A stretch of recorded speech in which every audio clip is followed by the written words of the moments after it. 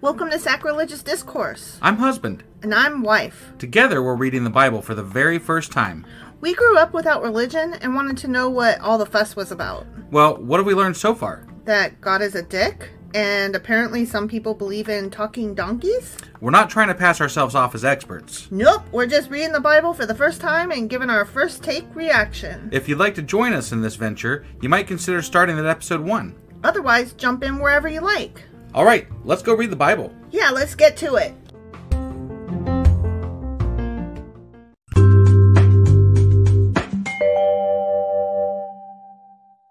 Husband! Wife! Do you not remember where we are because we're in Psalms? Well, it's also been over a weekend, so yeah, I definitely don't remember. I think we left on a cliffhanger, though. We did. We were in the group of 5 Psalms, well, actually, no, 6 Psalms that are linked together.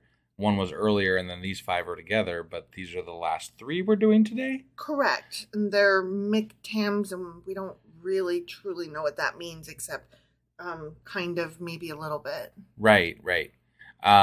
So I think we're going to do that. But before we do, I have something to say. Okay. We had somebody contribute towards our live event that we have coming up. We have a fundraiser going on that you probably heard at the beginning of the episode. You can text 53555, text the word SACDIS, that's SACDIS, and it'll give you a link to go to where you can donate to help us out. We've now reached 20% thanks to a $35 donation from Jay. Thank you, Jay. Yeah. So helpful, so kind. Appreciate your help. We still need a lot of help, so we're only 20% of the way there, but we are 20% of the way there. Of getting new equipment for the live performance thingy that we're going to be doing next month. Yeah, and I actually knocked the goal down a little bit because I had pipe dream goals, and I went with and then I changed it to realistic goals. So pie in the sky a little bit. A little bit, yeah. But so we're 20% of the way there, and I'm very excited about that. And then I had something to say as well. Okay. Happy Juneteenth, everybody. Yeah. I hope you all take the day to reflect on what Juneteenth is and why we need that kind of holiday, and how exciting and good it is that this has become a nationally recognized holiday. And if this is the first time you're hearing about it, take the time to look it up and find out more about it, because it is an important holiday. It is.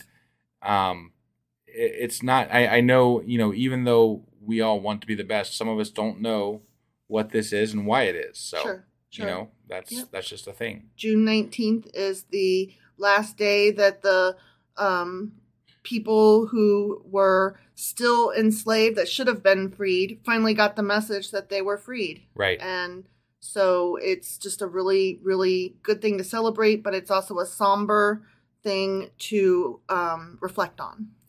Yeah, definitely. That being said, what are we going over today? We are getting into Psalms 58, 59, and 60. All right, let's go do this. Okie dokie.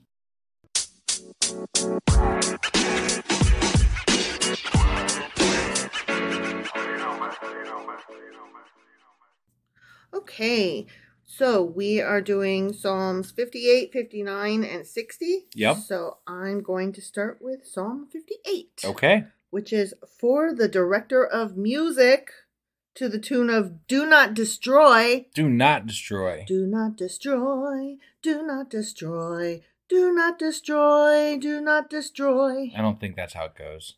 Do not destroy. Do not destroy. Do not destroy. Yeah. It's of David, and it is a miktam. Okay. A miktam, tam, tam, a miktam, tam. Right? Yeah. Okay. Do you rulers indeed speak justly? No. I'm going to say no. No. Do you judge uprightly among men? I mean, I'm basing this on today's rulers, and I'm going to say still no. No. In your heart you devise injustice, and your hands mete out violence on the earth. Even from birth the wicked go astray. From the womb they are wayward and speak lies. Wow, this is the case for born evil, motherfucker. Yikes. Their venom, like, this is like when people are learning how to write a story and they write a bad character who's bad only for the reason of being bad. Like, solely bad for bad's sake. Right. Trash characters. Yeah. Their venom is like the venom of a snake, because that's what venom is. Yeah. Like that of a cobra that has stopped its ears, that will not heed the tune of the charmer, however skillful the enchanter may be. Hate when that happens. Yeah. Break the teeth in their mouths, O God. Jeez. Tear out, O Lord, the fangs of the lions. Let them vanish like water that flows away. When they draw the bow, let their arrows be blunted. Like a slug melting away as it moves along. Like a stillborn child, may they not see the sun. Jeez. God, I needed a fucking... They're like, warning kill them on all this. the ways, Ugh. Before your pots can feel the heat of the thorns, whether they be green or dry, the wicked will be swept away. The righteous will be glad when they are avenged, when they bathe their feet in the blood of the wicked. Oh my God. So nasty. Wow. Then men will say, surely the righteous still are rewarded. Surely there is a God who judges the earth. Rewarded by bathing your feet in the blood of your enemies. I will dance on your Jesus grave, Christ. motherfucker. Yikes. Okay, so Psalm 58, or Psalm 58, now that we're in notes. Yes. Is a prayer for the punishment of the wicked. Okay. And it starts out, do ye indeed speak righteousness, O congregation? Okay. This psalm is one of 6 psalms, as you said in the intro, labeled a miktam. Yeah. Except that the notes for this psalm said that a miktam may mean an engraving, sculpture, golden, or secret. And I'm like, oh, might it? Okay. All right. Because last we heard, no, it's a lid or a metal covering for a vessel, or it's an epigram. Okay. Remember? Yeah. Like, oh, excuse you. So apparently we really don't know. Super don't know. Like, before we didn't know. Now that I'm looking up notes, like... For the other Miktams? Yeah. Yeah. Super don't know. Like, times 100. Yeah. Okay. But this one is also classified as one of the imprecatory psalms, or imprecatory. Are they ones where you bathe your feet in dead people's blood? Yeah, actually, they are ones that imprecate. And I was like, excuse you? And what that means is that they invoke judgment, calamity, or curses upon one's enemies, or those perceived as the enemies of God. So yes, indeed. They are the ones that say, God, do the thing. Smite the bitches and let me dance in their blood. Got it. Yeah. Such nice people, these Israelites, Sure, they are just the best. Sweethearts. Yeah. Imprecatory Bible passages. I'm sure I'm mispronouncing that. And I just can't be bothered to care because it's Psalms. And they're pissing me the fuck off. They are. So, fuck however you say this word, okay? Sure. These kinds of Bible passages have presented a variety of interpretive and ethical issues. I bet they have. For scholars throughout times in various situations. Yeah, I mean, the whole bathing. I can't let it go. No. Like, they're bathing their feet in the blood of their enemies. And they're melting like a slug in the sun, or they're like as dead as a stillborn baby. Jesus. Right. What the fuck? I can't imagine I can't imagine that Christians generally know these things, right? Like, if I went to a Christian and said, did you know that in Psalms there's a psalm that they want to they invoke God to kill their enemies, and then they want to bathe in their blood with their feet in their blood. They want to dance like in the blood of their enemies. Are you aware of this? Is that what you want your God like? Like, you're an asshole. It's still in your Bible. You can go look it up right now. Yeah, it's right there. Although it's funny you say that. We're going to get to this in a second, but it's funny you say that it's still in the Bible. Okay. All right. But we'll get there in a second. Sure. Some Bible scholars agree that their intent, the intent of these imprecatory psalms, is to purposefully alarm, and that invokers of imprecations in the psalms did so for purposes of catharsis, to the Psalm's principal audience, which was the Israelites, who were a minority within their larger Mesopotamian world. So this is, again, I'm going to reference Republicans here, because this is a little bit like how the Republican leaders cater to this small base of people and inflame them with bullshit. Exactly. That's exactly what it is. Yes. And they're like, those trans people, they're going to get us, so we should wipe them out. Get them. Right. When they don't really give a shit. No, they don't care. They don't care one way or the other. No. It's specifically to rile up their base. Yeah. And that's what these are for. Right. Reforms by the Catholic Church after the Second Vatican Council led to the removal of some of the imprecatory psalms from the divine office. Interesting. Or the editing of more problematic passages for liturgical use. Huh. Yeah. Interesting. I mean, right? I get it. Like that's they're like, whoa, that's not very Christian. Like, we can't say that. But like that just feeds into the whole, like, we all have this like, okay, I grew up secular, so I had this sense that the Vatican holds all this knowledge about the Bible that they are just sitting on that's like bad knowledge. Like the warehouse at the end of Indiana Jones. Yeah. That's what the Vatican looks like underground. It's a bunch of secrets that they don't want anybody to find out about, you know? And lo and behold, no, you're right. That is exactly what it is. It's like Warehouse 13, but without the magic. Right, yeah. Only the stuff. Right. Yeah. Several theories have been put forth to interpret these psalms to justify their inclusion in the Bible and to apply them to life. And these theories, let's rephrase that, apologists and hand-waviums. Right. Yeah. These theories include the notion that the curses are allegorical. Like, oh, they didn't really mean that. Right. They're cathartic, so therefore, don't forget it was for a small crowd of people to make them feel better while they were oppressed. Chillax. It's okay as long as you're only riling up a small amount of people. Right. Jeez. That don't forget too that the things belong to a different time. It was a different time period. So you can't judge those based on contemporary eyeballs. But when you say, and there are Christian groups that say that the Bible is the Word of God, right? Which Bible? Which words? These words? These words. These are the words that they're saying that they take literally. Yes. Right. I mean, when you ask them, you say, which words in the Bible are the Word of God? And they're like, all of them. And I'm just sitting here going, oh shit. So you do want to dance in my blood? Have you read it? Have you not the pretty reading of it? Right. Have you read it? Yeah. Like, fucking read it.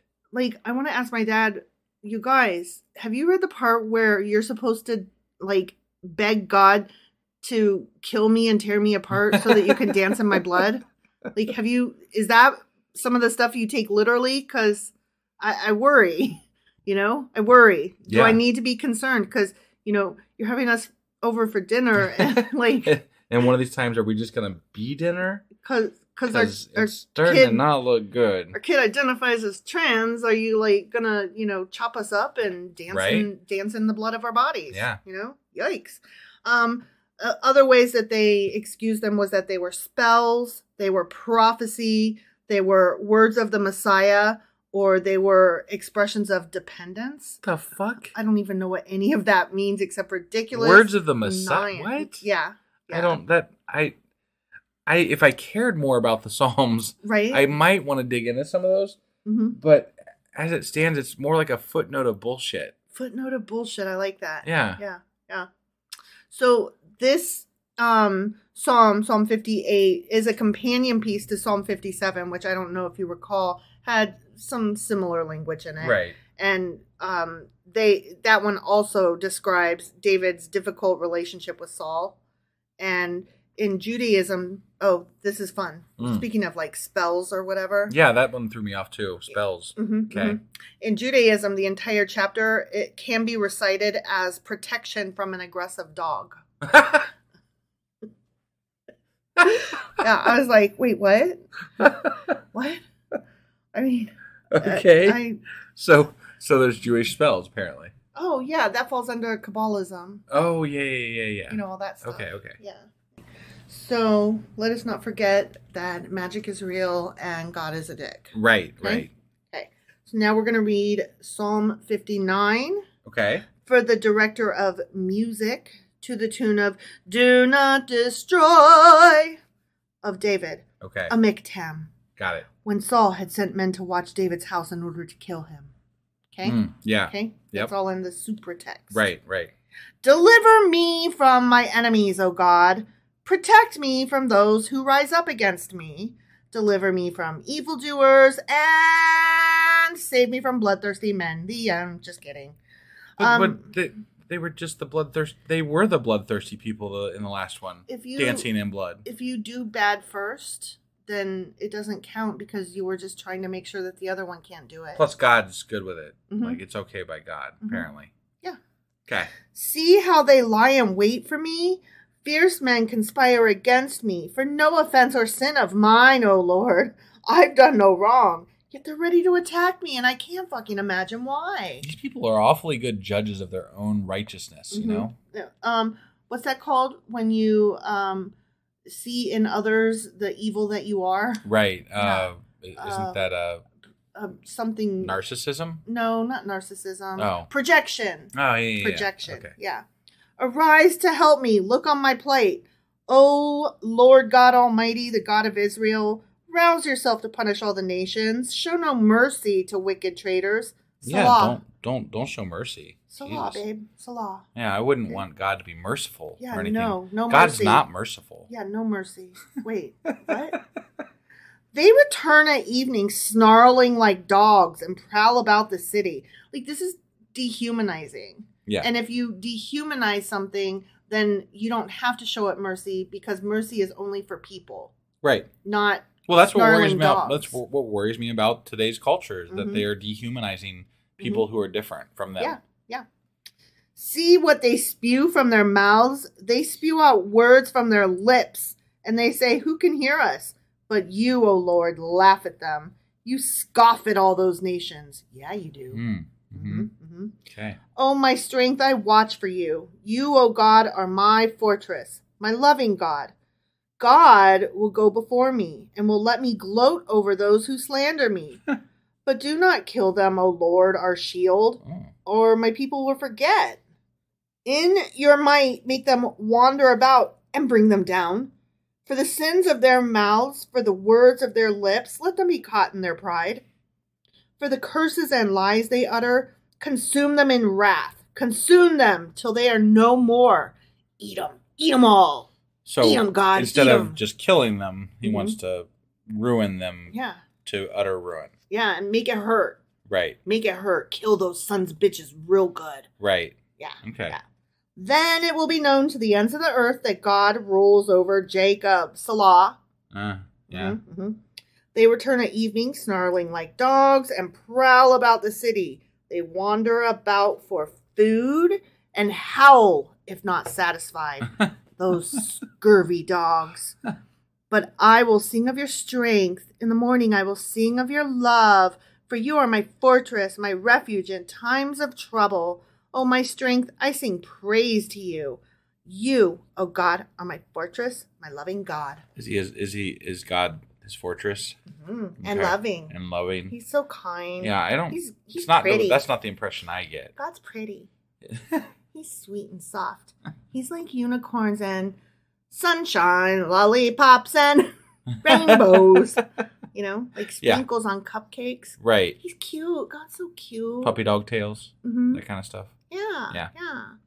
So Psalm 59 is a prayer for deliverance from enemies. And it starts, deliver me from mine enemies, oh my God. Yeah. This psalm is said to be a prayer composed when Saul sent messengers to wait at the house in order to kill him. That is all the notes I have on that one. Okay. I have a feeling this is when him and his buddy, I can't remember what his name. What was his name?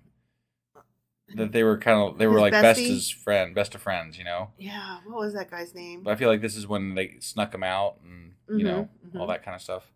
I can't remember his lover's name. I just remember that he married his lover's sister, Michael. Right. Yeah. Yep. Yeah. I just don't remember. I don't remember his name either. He wasn't too important, I guess.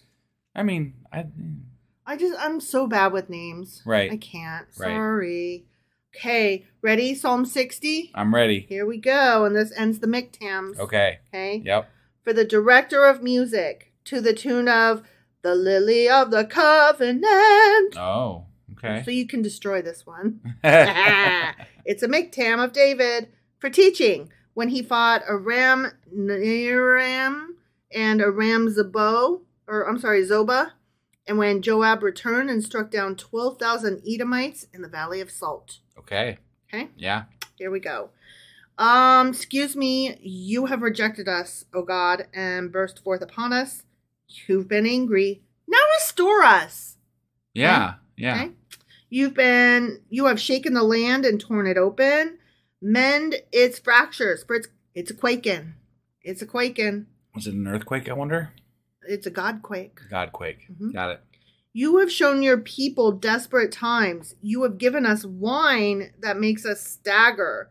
But for those who fear you, you have raised a banner to be unfurled against the bow. Salah.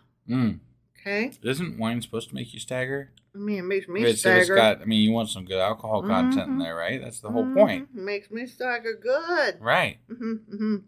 Save us and help us with your right hand, that those you love may be delivered. God has spoken from his sanctuary. In triumph, I will parcel out Shechem and measure off the valley of Succoth. Gilead is mine, and Manasseh is mine. Ephraim is my helmet, Judah my scepter. Moab is my wash basin. Upon Edom I toss my sandal. Over Philistia I shout in triumph. Okay? Okay. All right. Who will bring me to the fortified city? Who will lead me to Edom? Is it not you, O God, who have rejected us and no longer go out with our armies? Give us aid against the enemy, for the help of man is worthless. With God we will gain the victory, and he will trample down our enemies. The end. Jeez. I really hate that. I know you do, but it's so fun to slam that shit. Yeah. Psalm 60 notes. Okay. This one is a prayer for help against the foe, and it starts, "Oh God, thou hast cast us off. Thou hast scattered us, smothered us, covered and diced," and, Yeah. This is a psalm of communal lament. And just as a reminder, a communal lament is a group of psalms classified by their focus on laments, expressing deep sorrow for the travails of a nation, hence the communal part. Right. And as a group, asking for God's blessing or intervention. Okay. So, all right. It's one Shit's that's going like, bad, and they're all like, "We need help, man. We all need help." Yeah, and my only other note here is actor Stephen Fry, whom I adore, uses the phrase "Moab is my washpot" for the title of his autobiography covering his early years. Huh. Yeah. Interesting. Yeah. Okay. So he had a podcast that I always meant to listen to that deals in religious stuff. Like he's an atheist. So okay, that makes sense. Yeah, that tracks. Right. So I've wanted to listen to that.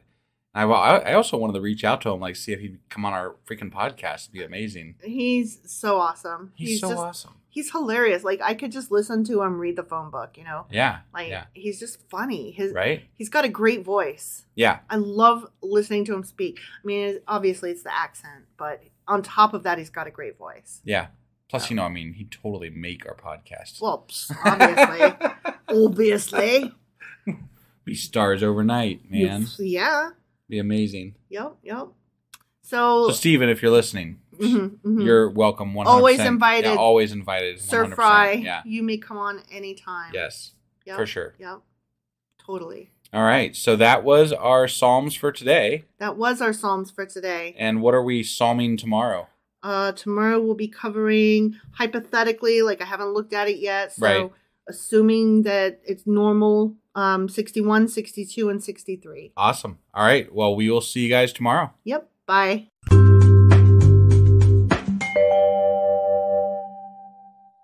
Husband. Wife. Do you not remember where we are because we're in Psalms? Well, I remember that God was they were asking God to kill people yesterday. And then they were going to bathe in their blood. Well, not bathe. They were gonna They're gonna dance. Don't matter. Fucking blood. And they're gonna put some of their body parts in it. They were gonna It's dance bullshit. on their graves. Yeah. It's bullshit. It is bullshit. Yeah. That's not something you ask God to do. And that was 58 through 60. It was. So I remembered some stuff. Well done. Yeah. Well done, you. See? Yeah. Yep. And then, so before we get into what we're doing today, I do have another special shout out here I gotta make. Oh. So one of our patrons, Conrad, helped us out on our campaign for our live equipment that we need for our upcoming live event that's happening at the end of July. Thank you, Conrad. And gave us $50 on it, and we're now at 30% of our goal. And I just thank you so much. I mean, you're a patron and you donated extra on top of that. That's just, I mean, above and beyond. So thank you. Beyond, unexpected, and just humbling all at once. Thank you so much, Conrad. Yeah. No, that's absolutely so cool. And we love you too. So, Yeah. Conrad said that they love us. Oh, we love you too, Conrad. Very much. Very much. What can people do if they would like to be awesome like Conrad? Yeah. So you can text the word SACDIS, that's SACDIS, to the number 53555, and you will receive a link that gives you instructions on how you can donate to help us on our live campaign. Yay! So if you want to help us out, we would definitely appreciate it. You can go there now, and that would be so cool. It would be cool. Yeah. Well, you know what's cooler? What? We're doing an episode today. We are. Yeah. And what are we doing our episode over today? Psalm 61, 62, and 63. All right. Well, let's get into this. Okie dokie.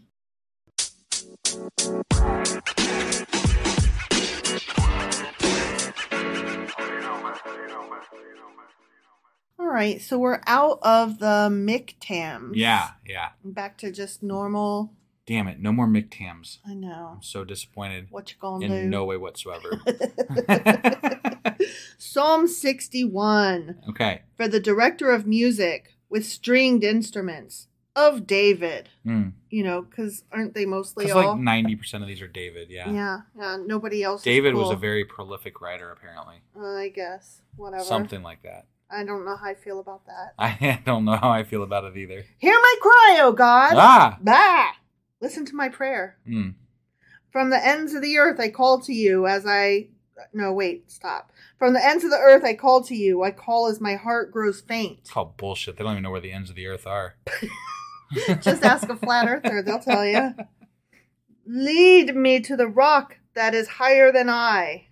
I mean, would that be basically... That's like a lot of rocks. Yeah. Wouldn't you think? That'd take a... I mean, like any mountain? You just go anywhere, basically. Yeah. For you have been my refuge, a strong tower against the foe. I long to dwell in your tent forever and take refuge in the shelter of your wings. Salah. Yeah, Salah. For you have heard my vows, O God. You have given me the heritage of those who fear your name. Increase the days of the king's life, his years for many generations. May he be enthroned in God's presence forever. Appoint your love and faithfulness to protect him. Then will I ever sing praise to your name and fulfill my vows day after day. But only then. Yeah. Again, do only things for me and then I'll praise you. Right. God. These are some godly people, I'm telling you. Okay, so here are my Psalm 61 notes. Okay, very short. All right. This is a confidence in God's protection and starts, hear my cry, O God, attend unto my prayer. Okay? Yep. And this refers to a negina, or if you want to rhyme it with vagina, it's nagina.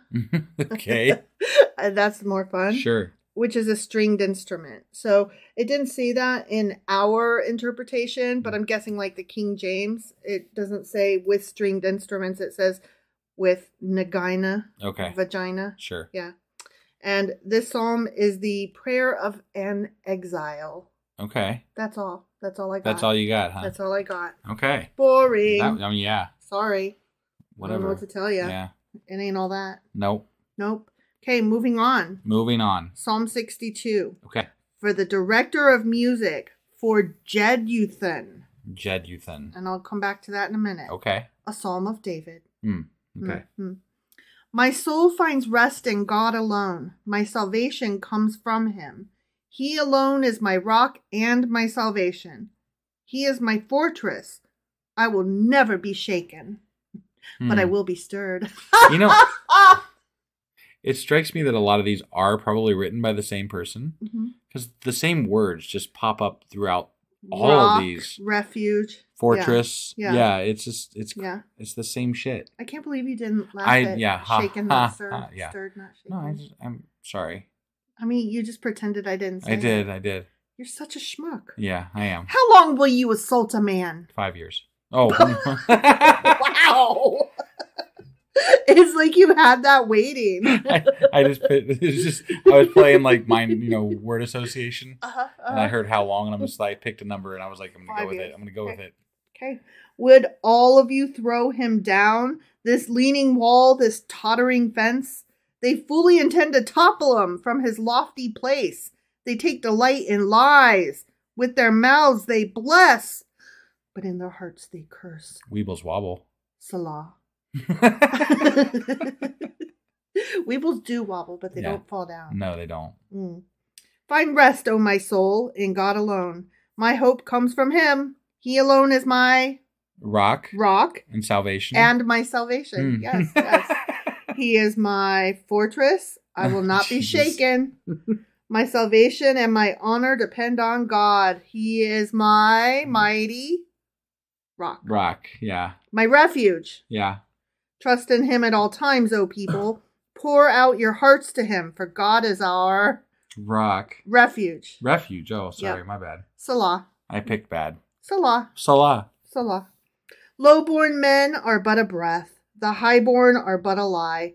If weighed on a balance, they are nothing. Together they are only a breath. Do not trust in extortion or take pride in stolen goods. Though your riches increase, do not set your heart on them. One thing God has spoken. 2 things have I heard. That you, O God, are strong, and that you, O Lord, are loving. That's not what I heard. Right, yeah. Right? But I'm just wondering how we got from stolen goods to loving God. It's a weird transition. It really is. Surely you will reward each person according to what he has done. The end. You good there? Yawning a bit? So boring. That was Psalm 62 though. Yes. Okay. Yeah. And now for my Psalm 62 notes. Okay. God, the only refuge, starts. Truly my soul waiteth upon God. From him cometh my salvation. This psalm offers a warning not to let one's power erode one's trust in God. Notice that Jeduthan's name stands at the head of the psalm. Remember I noticed that. We'd come back to it. Yep. It also does that with Psalms 39 and 77. Okay. One we already did, obviously, and one we're not to yet. Right. In 1 Chronicles chapter 16, he is one of the chief singers, Jeduthan is. Oh. And his sons were gatekeepers at the tent of the Ark of the Covenant. I see. And his name is likely mentioned here as a special honor. I see. Good on him. Okay. I wonder why they chose this one. Good job, Jeduthan. But why this one? I don't know. Like, it just, I don't know. It's weird. Right. They're like, give him this one. Maybe he was featured in the song, like, at the time. Maybe, like, they gave him a special role in the song. Like, they're honoring him by giving him a special role in that psalm song. Okay. I don't know. I don't know the answer. I wasn't there, so I don't know. Okay. Well, because maybe they didn't feature people as much. They just sometimes they honored somebody specifically and said, "Okay, you're gonna take lead on this song, and you're gonna have like a solo." You know. Okay. You know what I'm saying? Okay. Yeah. Do you think he was alive during that? I don't believe much of anything I'm reading in this shit, so I don't really know anything. I'm taking guesses here. Hypothetically, David wrote these, right? Yeah. Like in canon, in Storyland, right? David wrote these, and it said that guy was David's, gatekeeper, or his sons were his gatekeepers, and he was one of the musical people. No, this was back when the Ark of the Covenant time. That was pre-David, wasn't it? I don't think so. I thought it was. I'm pretty sure they had the ark still had it? Yeah. Oh, okay. Whatever. I mean, I could be wrong. I thought David I don't know. Who cares? Honestly, who cares? I just was thinking Jeduthun, back from First Chronicles. Okay. No, you're right. You're right. Okay. You're right. I'm wrong. Okay. I don't know. In my head, it was like from way back before then. Got it. Yeah. Because I'm thinking of the Ark of the Covenant as being like carried around. I was thinking of Moses' days. Oh, wow. Yeah. No, I mean, the Ark was around long after that. I know, but in my head, if you say the Ark of the Covenant, I'm picturing Moses' days walking around carrying it on tent poles. Right. You Right. know? Yeah. Not like, and then they built a temple and stuff. Right. And, although they hadn't built the temple yet because that was after right, David. Right. That was his son Solomon. Right. Yeah. Yeah.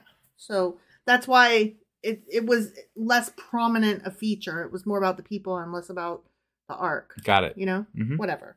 Okay. Psalm 63. Okay. A psalm of David when he was in the desert of Judah. Okay. Remember? No. Kind of. I don't. Maybe.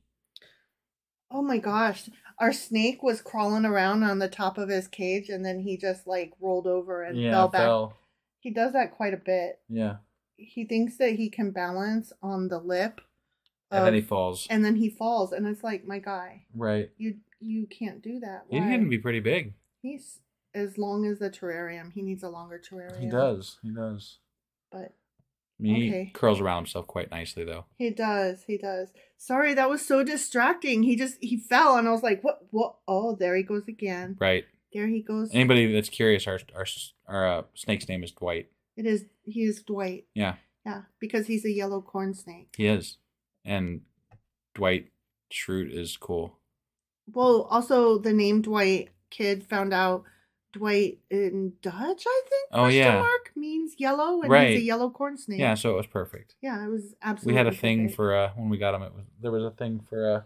Oh, he's going right back to it. Yep. Oh, he's trying to lay along the lip again. Yep. Look at him go. Yep. Oh, Dwight. It's like I will not be deterred. You are a turd. Okay, sorry. So yeah, Psalm 63, Desert of Judah. Got it. Okay. Yeah. Oh God. You are my God. Earnestly I seek you. I'm so earnest. You hear me being earnest? Yeah. My soul thirsts for you. My body longs for you in a dry and weary land where there is no water. That sounds almost sexual. I have seen you in the sanctuary and beheld your power and your glory, because your love is better than life. My lips will glorify you. Yeah, they will. I will praise you as long as I live, and in your name I will lift up my hands. My soul will be satisfied as with the richest of foods. With singing lips, my mouth will praise you. You're giving me that funny look. Because you get too into the 1-900 number. Yeah, the 1-900 version of the Bible. Yeah. Well, I can't help it. It sounded that way. Yeah. Okay, here we go. Ready? Mm-hmm. On my bed, I remember you. Okay, maybe this one is. It's not my fault. One makes sense. It's not my fault, right? Right. I think of you through the watches of the night. Because you are my help. I sing in the shadow of your wings. My soul clings to you. Your right hand. Oh my God. Upholds me. This is almost. They who seek my life will be destroyed. They will go down to the depths of the earth. They will be given to the sword and become food for jackals. Wow, we changed pace here quite. We went from abruptly. Sex to sword fight real fast. Yeah. But the king will rejoice in God. All who swear by God's name will praise him, while the mouths of liars will be silenced. Okay. The end. Yeah. Oh, I mean, in bed. Come on. Come on. Yeah, that was pretty. It was pretty sexual. It was. Psalm 63 notes. God satisfies the thirsting soul. Yea, he does. Starts, O God, thou art my God. Early will I seek thee. Yeah. This psalm's theme concerns being stranded in the wilderness away from one's family. That is not the tone that I got from that. Scholars note that the phrase in the heading, when he was in the wilderness of Judah, may refer to David's flight from Absalom in 2 Samuel, but it has also been suggested that it refers to the time when Saul was pursuing David in 1 Samuel chapters 23 and 24. It occurs to me that David seemed to have had a lot of time to write while he was being pursued by Saul. Mm-hmm. I mean, like, that's when a lot of these happened. Yeah. According to, Saul's people. mad at me again. Better write a poem. Right? Maybe if you spent more time running and planning to fight back, you might have succeeded better or quicker. Or quicker. Yeah. I guess he succeeded just fine, but, whatever. It just seems weird. Like, oh, my life's in danger. Hold on. I got to write this down. Right. Yeah. Like, that's not how I do life. No. So that was the end of our Psalms for today. Mm-hmm. And we'll be back tomorrow with more Psalms. Yeah. Which hypothetically will be 64, 65, and 66. All right. We will see you guys tomorrow. Sure as fuck will. Bye. Bye.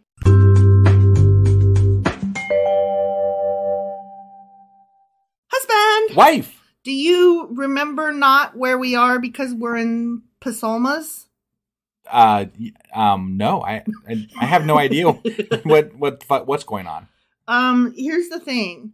So we're supposed to be maybe kind of pretend, if it works out, doing Psalms 64, 65, and 66. Yeah. That's not what we're doing. That's not what I'll we're doing. tell you why when we get inside. Tell us why. When we get inside. When we get inside the episode. We have to go inside the episode first. Right. Right now we're outside the episode. On the other side of it. Yes. And when we get inside of it. We're heading into it now. Then I will tell you it. So should we just are we heading into it now?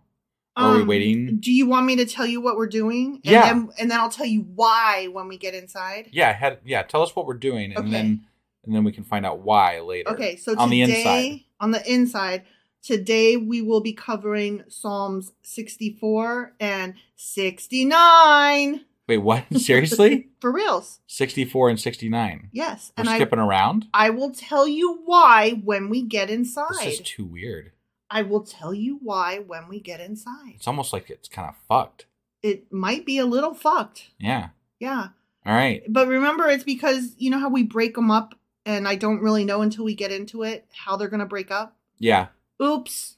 Yeah, okay. So that happened. All right, so 64 and 69. You got to say it right. Ready? What? 69. 69. Okay, now we got to say it together. Ready? 1, 2, 3. 69.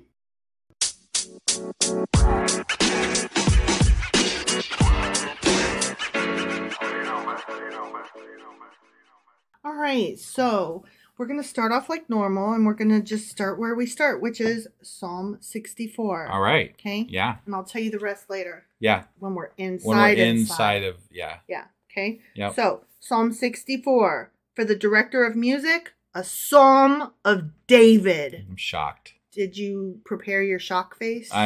No, I didn't. Oh, you want me to try it again? I'm not, no. Okay. Because I'm still not going to be shocked. Hear me, O God. Oh, God. As I voice my complaint. Yeah.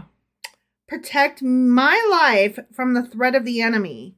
Hide me from the conspiracy of the wicked, from that noisy crowd of evildoers. Damn noisy people, evil-doing noisy people. I mean, usually a noisy crowd is full of evildoers. I mean, right? Obviously. I mean, like that house party that was happening in the back.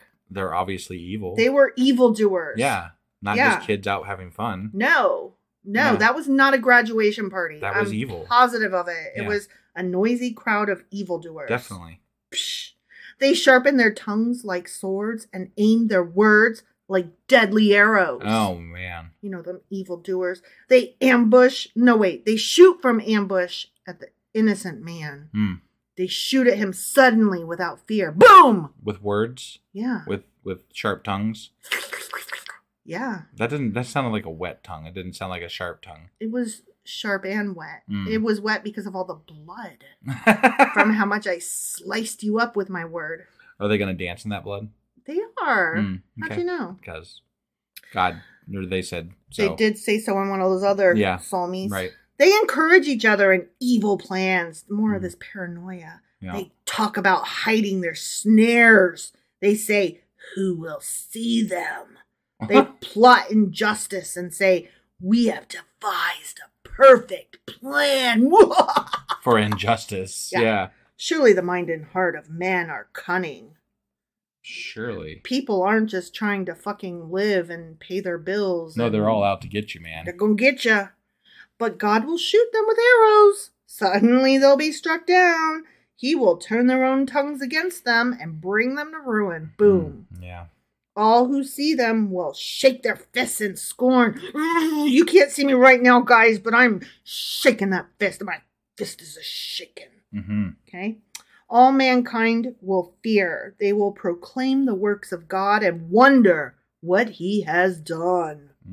Let the righteous rejoice in the Lord and take refuge in him. Let all the upright in heart praise him. La la la, the end. Okay. Yeah. So, here are my notes for Psalm 64. Okay. This is a prayer for protection from hidden enemies that starts, "Hear my voice, O God, in my prayer." Yeah. This psalm is a prayer for deliverance from enemies, or it's a thanksgiving, or it's a testimony to divine judgment. The end. Could it be all three? No. Oh. Okay. It didn't say and, it said or. I see. Okay? Okay. So, okay, I'm about to start Psalm 65, right? I mean, that's where I would naturally go next. That would be next, right? But guess what? You're not. Psalm 65 begins a group of 4 psalms, which are hymns of thanksgiving, in contrast to the preceding psalms, which are laments. So we're going to skip ahead to 69. Oh, Okay? So this has nothing to do with actual, like, combining these two psalms. No. We're just skipping a group in the middle. Yeah, we're going to come back and do all those 4 at once after 69. Okay. Tomorrow I'll do all 4. I think you just really wanted to do the Psalm 69. I mean, that too. Sure, Yeah. sure. Okay, so let me find Psalm 69 over here. Ready? I'm ready. I found it. Yeah. Okay. Uh-huh. For the director of music, to the tune of Lilies Okay. of David. Yeah. Not Lilies of David. Not lilies, yeah, just lilies. This and is then of it's David. Of David. And yeah, it's to the tune of... How do you think Lilies go? How do you think that tune goes? I'm imagining the what's that? Oh shit! I don't know. It was some Mel Brooks film where it's like Lily, Lily, Lily, and he says Lily like a million times. La la la la la la la. It's not really a song, but he just says Lily a lot because it's funny. How about, I'll find it and put a link to it because I can't do it justice. See, what I was thinking was Lady Librarian made Marion the librarian. How did you get that from Lily? Because it starts with an L, and I was like, oh. I mean, you could just easily go with Loser from Beck, you know? I'm a loser, baby. Yeah. Okay, what else? I don't want to sit here and name L songs all night. But that could be fun. It funner than songs. Could if our podcast was all about talking about the first letters of songs. All right. Not psalms. Let it be, let it be, let it be, let it be. Okay. Save me, O God, from wife's crazy crap singing, for the waters have come up to my neck. Oh. I sink in the miry depths where there is no foothold. I have come into the deep waters. The floods engulf me. Sounds bad. I'm worn out calling for help. Yeah. My throat is parched. But he's got water all around him. It's salt water. Oh, I can't drink this shit. Got it. My eyes fail. Looking for my God. Yeah. I'm looking. I don't see him. All this fucking salt water over here. Yeah. Those who hate me without reason outnumber the hairs of my head. There's those haters again. Haters and paranoia. And there's more than he must be pretty bald. That is a lot of people that hate I don't believe that. Like, if he took my head of hair and there was that many haters, and I'm already losing some hair. Yeah, you are. But that'd be way too many. I don't believe that there's that many out there that would hate anybody. Well, unless you're like a public figure, I guess. But right. If this is David, maybe. But we're talking about like a long time ago when there wasn't that many people. I mean, if you make that many people hate you, I gotta wonder, you know? Yeah, like, maybe it's you, man. Maybe we've said that a lot. I'm the problem, it's me. Yeah. Okay. Many are my enemies without cause, because I could never be the problem. Mm-hmm. Those who seek to destroy me, I am forced to restore what I did not steal. If this was David, right? I mean, there are people that could be mad at him, like Bathsheba's husband. Sure. For things that he stole. Yeah. Like a wife. Yeah. And a life. I'm just... And a child. Throwing that out there. Right. As possibility. Yeah. Of things that maybe David did wrong. Yeah. So. She was pregnant. He made her miscarry. Yeah. That's gross. Mm-hmm. I hate him. Yeah. You know my folly, O God. My guilt is not hidden from you. May those who hope in you not be disgraced because of me. Oh, this is a long one. Oh. Ugh, I turn the page and there's just like a whole column and a half more. Yeah. Ugh.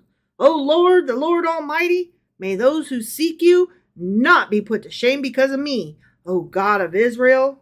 For I endure scorn for your sake, and shame covers my face. I'm a stranger to my brothers, an alien to my own mother's sons. That would be cousins. Did you decide you're doing this in like redneck? I sure did. Voice It feels right for number 69. I see. It does. Okay. For zeal for your house consumes me, and the insults of those who insult you fall on me. When I weep and fast, I must endure scorn. When I put on sackcloth, people make sport of me. I think that's fair, though. If I saw somebody walking down the street in a sackcloth, I'd probably make sport of them, too. How about you, husband? It'd be a sight, that's for sure. I'd probably take a video of it. You know? I would definitely take some pics. Yeah. Yeah. I mean, I'd at least share them with you.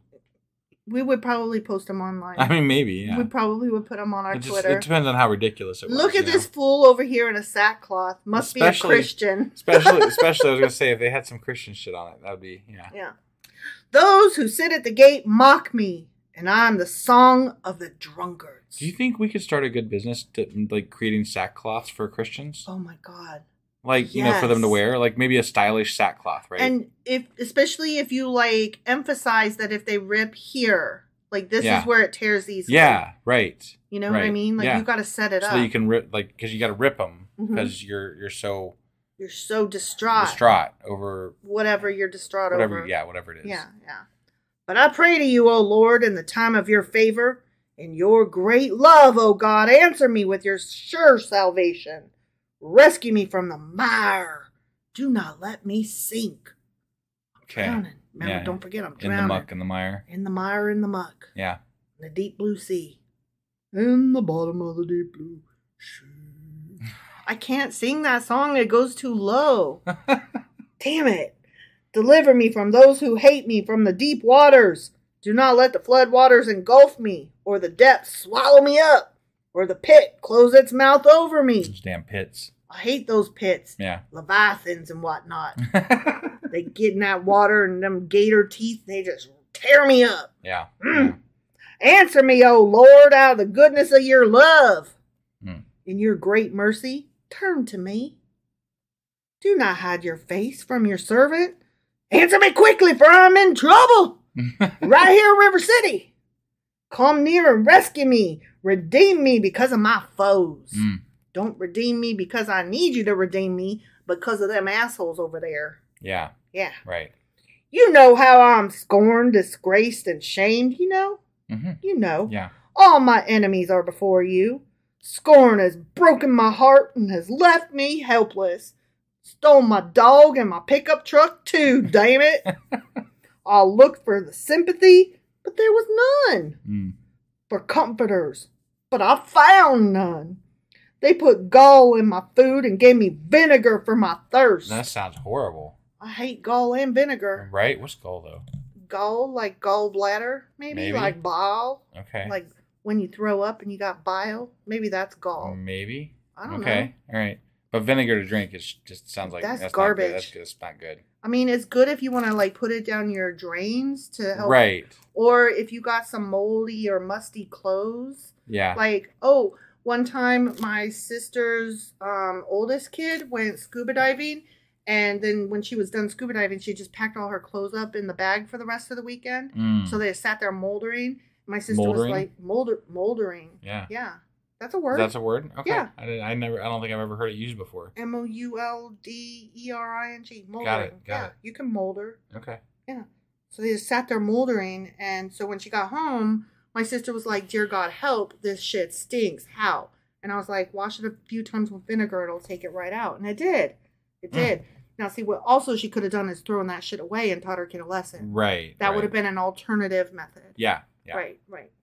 But no, the vinegar works. So it's for cleaning, not for drinking. Right. Or it's for certain recipes, that need that tang. Like you can put it in certain barbecue sauces and stuff. Sure. Yeah. Okay. May the table set before them become a snare. May it become retribution and a trap. Also. Yeah, in addition, both of them. Both. Yeah. May their eyes be darkened so they cannot see, and their backs be bent forever. That's rude. I would not wish blindness and a bent over back on somebody. It's rough.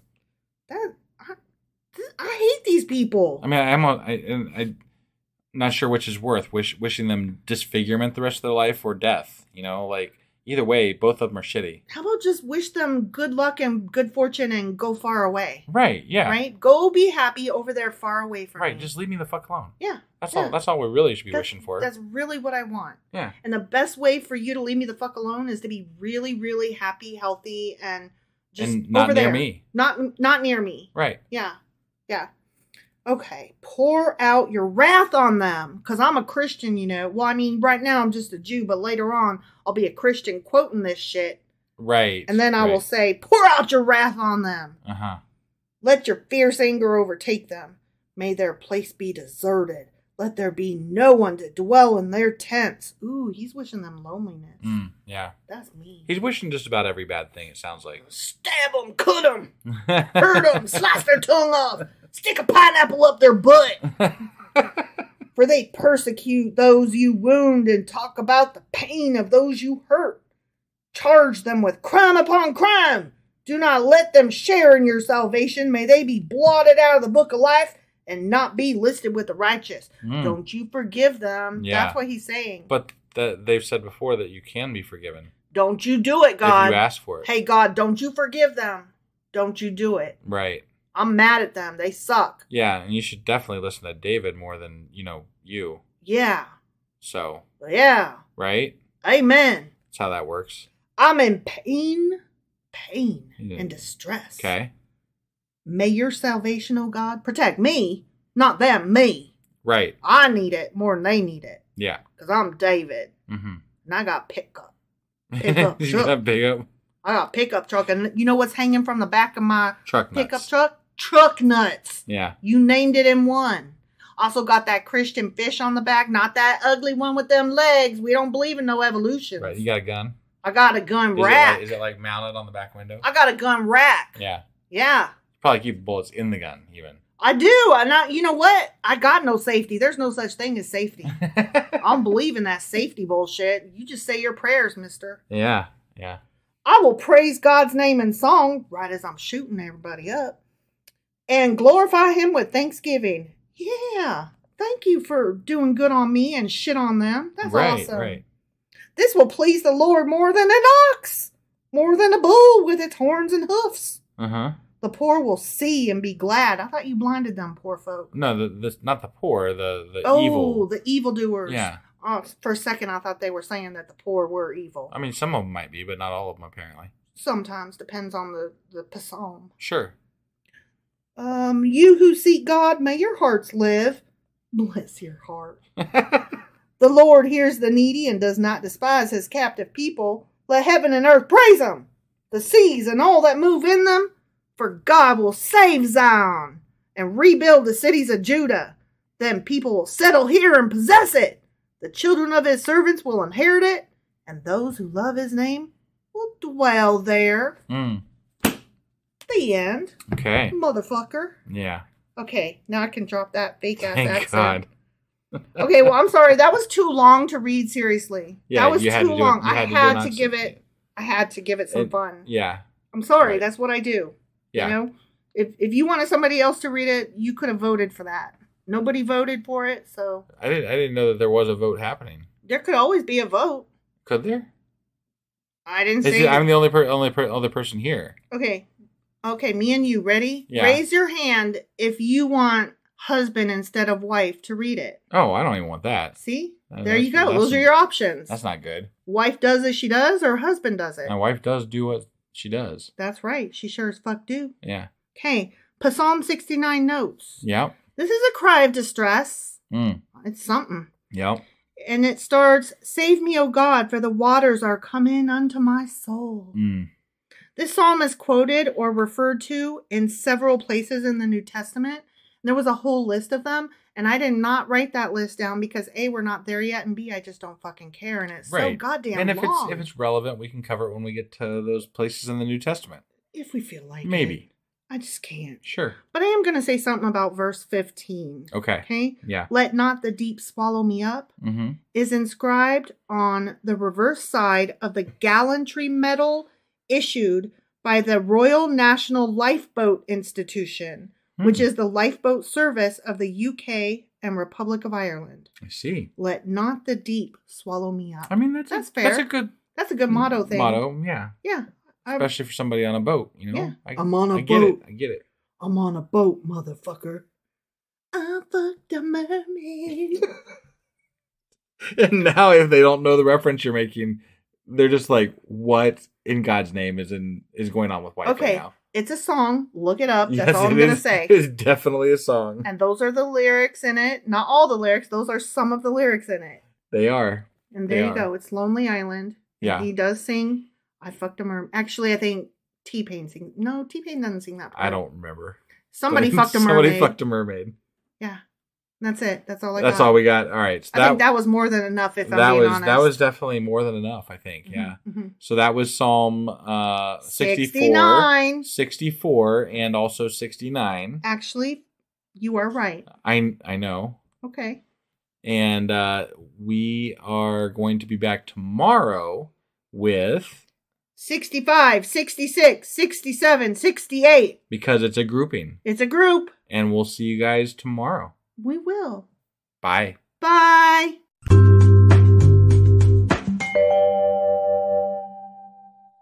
Husband. Wife. Do you not remember where we are because we're in the Psalms? Well, I do remember we did Psalm 69 last time. 69. And that was because we skipped ahead because today I think we're doing that 4 that are like tied together. Yeah, they're like 4 good uns that are like... Good un? You're sure they're good uns? Well, I mean, they're like Thanksgiving, lovey. That's like most of them. Yeah, but I think these are supposed to be like real feel good or whatever. Real feel good. Instead of, hey, God is great, and also can you kill everybody that I don't like? Oh, so these are just like lovey-dovey only? Yeah, I think. You think? That's been my impression based on the notes I took. I haven't read the Psalms. Okay. All right. I mean, I can only tell you based on what my notes say. Okay. All right. Well, so which Psalms is it that we're going over today? We are going over Psalms 65, 6, 7, 8. 65 through 68. Yes. Okay. Like that, the way I said it is how like a dance instructor. Yeah. 5, 6, 7, 8. So 1, does that mean we have to 2, 3, dance 4, in this 5, episode? 6, 7. No, not at all in any way whatsoever. Good. Never. Not that it would matter in an audio format. No one would know. I'd be really out of breath. So yeah, absolutely not.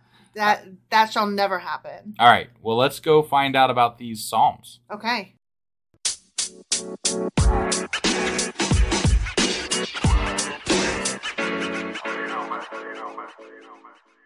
Okay, ready for Psalm 65, my good friend? I am. Okay.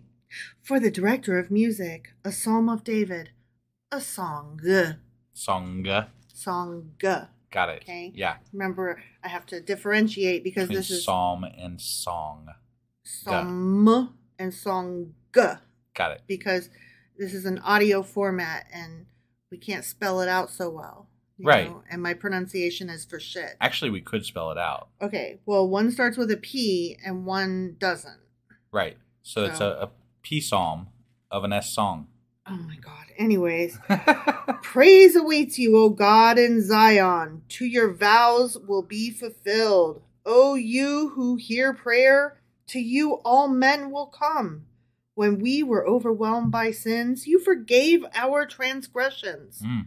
Blessed are those you choose and bring near to live in your courts. Okay. Tennis courts, basketball courts, kangaroo courts. We are filled with the good things of your house, of your holy temple. Okay. All right. Whenever somebody says good things of your house, I think of things like if you go to your grandma's house and they have like that cookie jar. Right. You know what I mean? Yeah, that's the good stuff. Yeah. That's the good things. The good stuff of someone's house. Yeah. You know? Yeah. Just knowing where somebody's cookie jar is. Yeah. Yeah.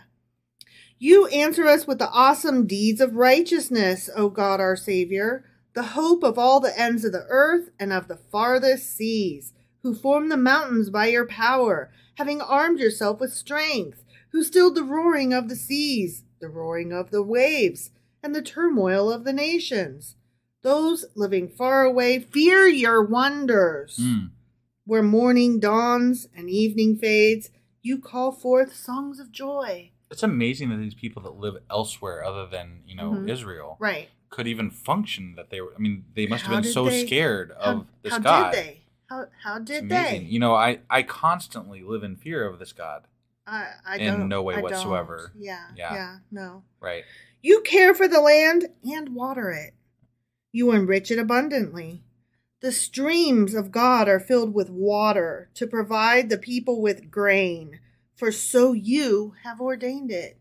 You awesome sandwich. Speaking of water, I gotta bring this up because this was something that somebody on Twitter said, and I know Twitter, whatever, right? But they were like, the Bible invented the water cycle. They knew it was God knew it was a thing before science did. It wasn't invented in science until 15. I was like, no. There weren't scientific studies enough to explain it until the 1500s. Didn't invent it. It was always invented. There. Yeah. Right. Like, I'm like, this is the dumbest argument I've ever had. Go back to 5th grade, can ya? But more than that, I'm like, they're like, you can't know that there's a water cycle. I'm like, can you boil water? And they're like, yeah. Can you put a plate over it and see that it condenses on it? And can you see the steam rising? I think that's enough for someone to kind of get a small grasp on the water cycle. Not overwhelmingly knowledge-based, but just a basic understanding. An inkling. Right. Yeah. I mean, you might not have it all figured out, but you certainly are on the right track. Yeah, it's an observable phenomenon. Right. It's not some magic doodah that just happens without anything visible. And it wasn't something that's like a magical creature just snapped their fingers and was like, hey, you know what? Let's have a magical water cycle. Yeah. Let's do that. Now, if they had come up with the theory of relativity in the Bible, that would be something to mention, I don't really know the theory of relativity, so I couldn't tell you if it was mentioned or not. It's not. I'm going to assume it's not. I'm sure someone can probably make it sound like it was. Right. Because there's lots of words in this fucking thing. There are so many words in this fucking thing. But it's not in there. No, I wouldn't think it was. Nothing that I have nothing that I have read has led me to believe that there's any science in this book. Right. It just offended me. I'm like, come on. Come on. This is stupid. You drench its furrows and level its ridges. You soften it with showers and bless its crops. You crown the year with your bounty, and your carts overflow with abundance. The grasslands of the desert overflow. Wait, the grasslands of the desert? They overflow. Isn't desert sand? Isn't desert not? Isn't it either grasslands or desert? Not grasslands of the desert. Yeah, I kind of, that confused me as I read it, because I was like, isn't desert by its very nature not grasslands? Right. I mean, I could be wrong. Maybe, I know that there are oases in deserts. Is that what they mean by grasslands? Maybe, but maybe you could look at it as grasslands are deserted of anything else. You know what I mean? Maybe the translation just doesn't come through correctly. Did you know that in the Wizard of Oz book series that the land of Oz is surrounded by a desert? I did not know that. Uh-huh. It is. Okay. It is. All right. Just so you know. That's really... I don't. It's something. It is something. Yeah. Yeah. It's when she travels back to Kansas at the end of the Wonderful Wizard of Oz, as the book is called. Sure. The ruby slippers, well, in the book they're silver slippers. Yeah. They fall from her feet and they land in the desert. And I can't remember if it's the second one, which is the Marvelous Land of Oz, or if it's in the third one, which, gosh, I can't remember what that one is called at the moment. Maybe it's the Emerald City of Oz. That sounds right. In one of those, the Goblin King, I think, he finds her slippers and he makes them his because he wants to become human. so that he can rule Oz. Okay. And the second and third book are combined to come together in the movie Return to Oz, or Dorothy's Return to Oz. I can't remember. Okay. I'm so off topic here, but I fucking love the Wizard of Oz series. I know. By L. Frank Baum. You do. And yeah, so, that land is surrounded by the Great Desert, so who knows? Yeah. Maybe that's what they mean. The grasslands of the desert it's the land of Oz. Is that what it is? Or the Garden of Eden. One of those. I think we're really stretching this far. Sure. The hills are clothed with gladness. Oh, that's good. To size 3X. The meadows are covered with flocks, and the valleys are mantled with grain. They shout for joy, and guess what they do? Do they? They sing. They sing. Okay. That's what they do. Got it. The end of that one. I wouldn't want to live near hills that are shouting, though. The hills are alive with the sound of Griswold. What? That's from one of those National Lampoons. Oh, okay. Yeah. The hills are alive with the sound of Griswold. I don't recall that. Yeah. Okay. It's a good one. Yep. I want to say it's European Vacation, but it might just be National Lampoon's Vacation. I mean, I've definitely seen all those. I just don't recall that thing. Okay, when I look back, I saw European Vacation so many times as a child, not even as a teenager, as a child. And I just look at my parents and I'm like, wow. Because, okay, that movie's hilarious and stupid, but hilarious. But there are so many titties in that movie. But here, we've talked about this before, though. The 80s had titties in all the movies. 80s movies were all titties. If it was PG-13, it had titties. It had titties everywhere. Yeah. Why were the 80s so excited about tits? I don't know. But you wouldn't get titties nowadays unless it's at least R. Yeah, it's got to be an R. And even then, it's like a lot classier than it used to be. It's generally. Okay, we don't watch a lot of like college trash movies. Well, so that's fair. That's fair. Would we know if they are quote unquote classier? Let's be honest though. Pretty much all of the titties in the 80s were classless. Yeah. Oh, definitely. Definitely. Like, there's some titties. It's the 80s. Got to have gratuitous titty. Right. They did not have titties in The Breakfast Club. They didn't. But that was not rated R. No, it wasn't. But they did talk about sex. Beverly Hills Cop, though, there was titties in that, and that was rated PG-13. There was titties in almost every movie in the 80s. I know. That's crazy. Right? Okay. I don't know how we got and my parents were like, you can't watch Gremlins. I'm like, what? Gremlins? I've seen tits, but I can't see Gremlins? Right? Come on, guys. There will be no Gremlins for you, my titty-eyed little I didn't son. understand it. I'm like, this makes no sense. It didn't. I think your mom would agree at this point, looking back, that it definitely made no sense. Titties are fine, but Gremlins are right out. Right. Whatever. Mm-hmm. Okay, Psalm 65 notes. Okay, this one is praise for God's bounty in nature, and starts praise waiteth for thee, O God, in Zion. And as we said in yesterday's episode, Psalm 65 begins a group of 4 psalms that are hymns of thanksgiving in contrast to the preceding psalms, which are laments. And all of them were lamentation-ish. Yeah. The Jerusalem Bible suggests that this psalm is set, quote, after a good year with plentiful rain. I mean, that makes sense, I guess. It rained and there is now grassland in the desert. Do-do-do-do-do-do-do-do-do-do-do. That's how I imagine a song of Thanksgiving goes. Yeah. They're not bitching about God's not helping them. You better kill my enemies and foes and all the guys that want to get me. And then I'll praise you. They're like, nah, it's all good right now. Everything's beautiful. They're very fickle, you know? Yeah. Things are going well, they're like, yay. If the things are going bad, they're like, God, you better help. You better. And also bless you, and you're great. Yeah, you're awesome, but you better fucking help. You better fucking help, man. Okay, Psalm 66 for the director of music, a song, a psalm. Okay? Yes. Okay, so it's both. This one's both. Yes. Shout with joy to God, all the earth. Shout, do it. Bah. Sing the glory of his name. Sing, do it. No. La la la. Make his praise glorious. Say to God, how awesome are your deeds, OMG. So great is your power that your enemies cringe before you. All the earth bows down to you. They sing praise to you. They sing praise to your name. Salah. Okay. Yeah.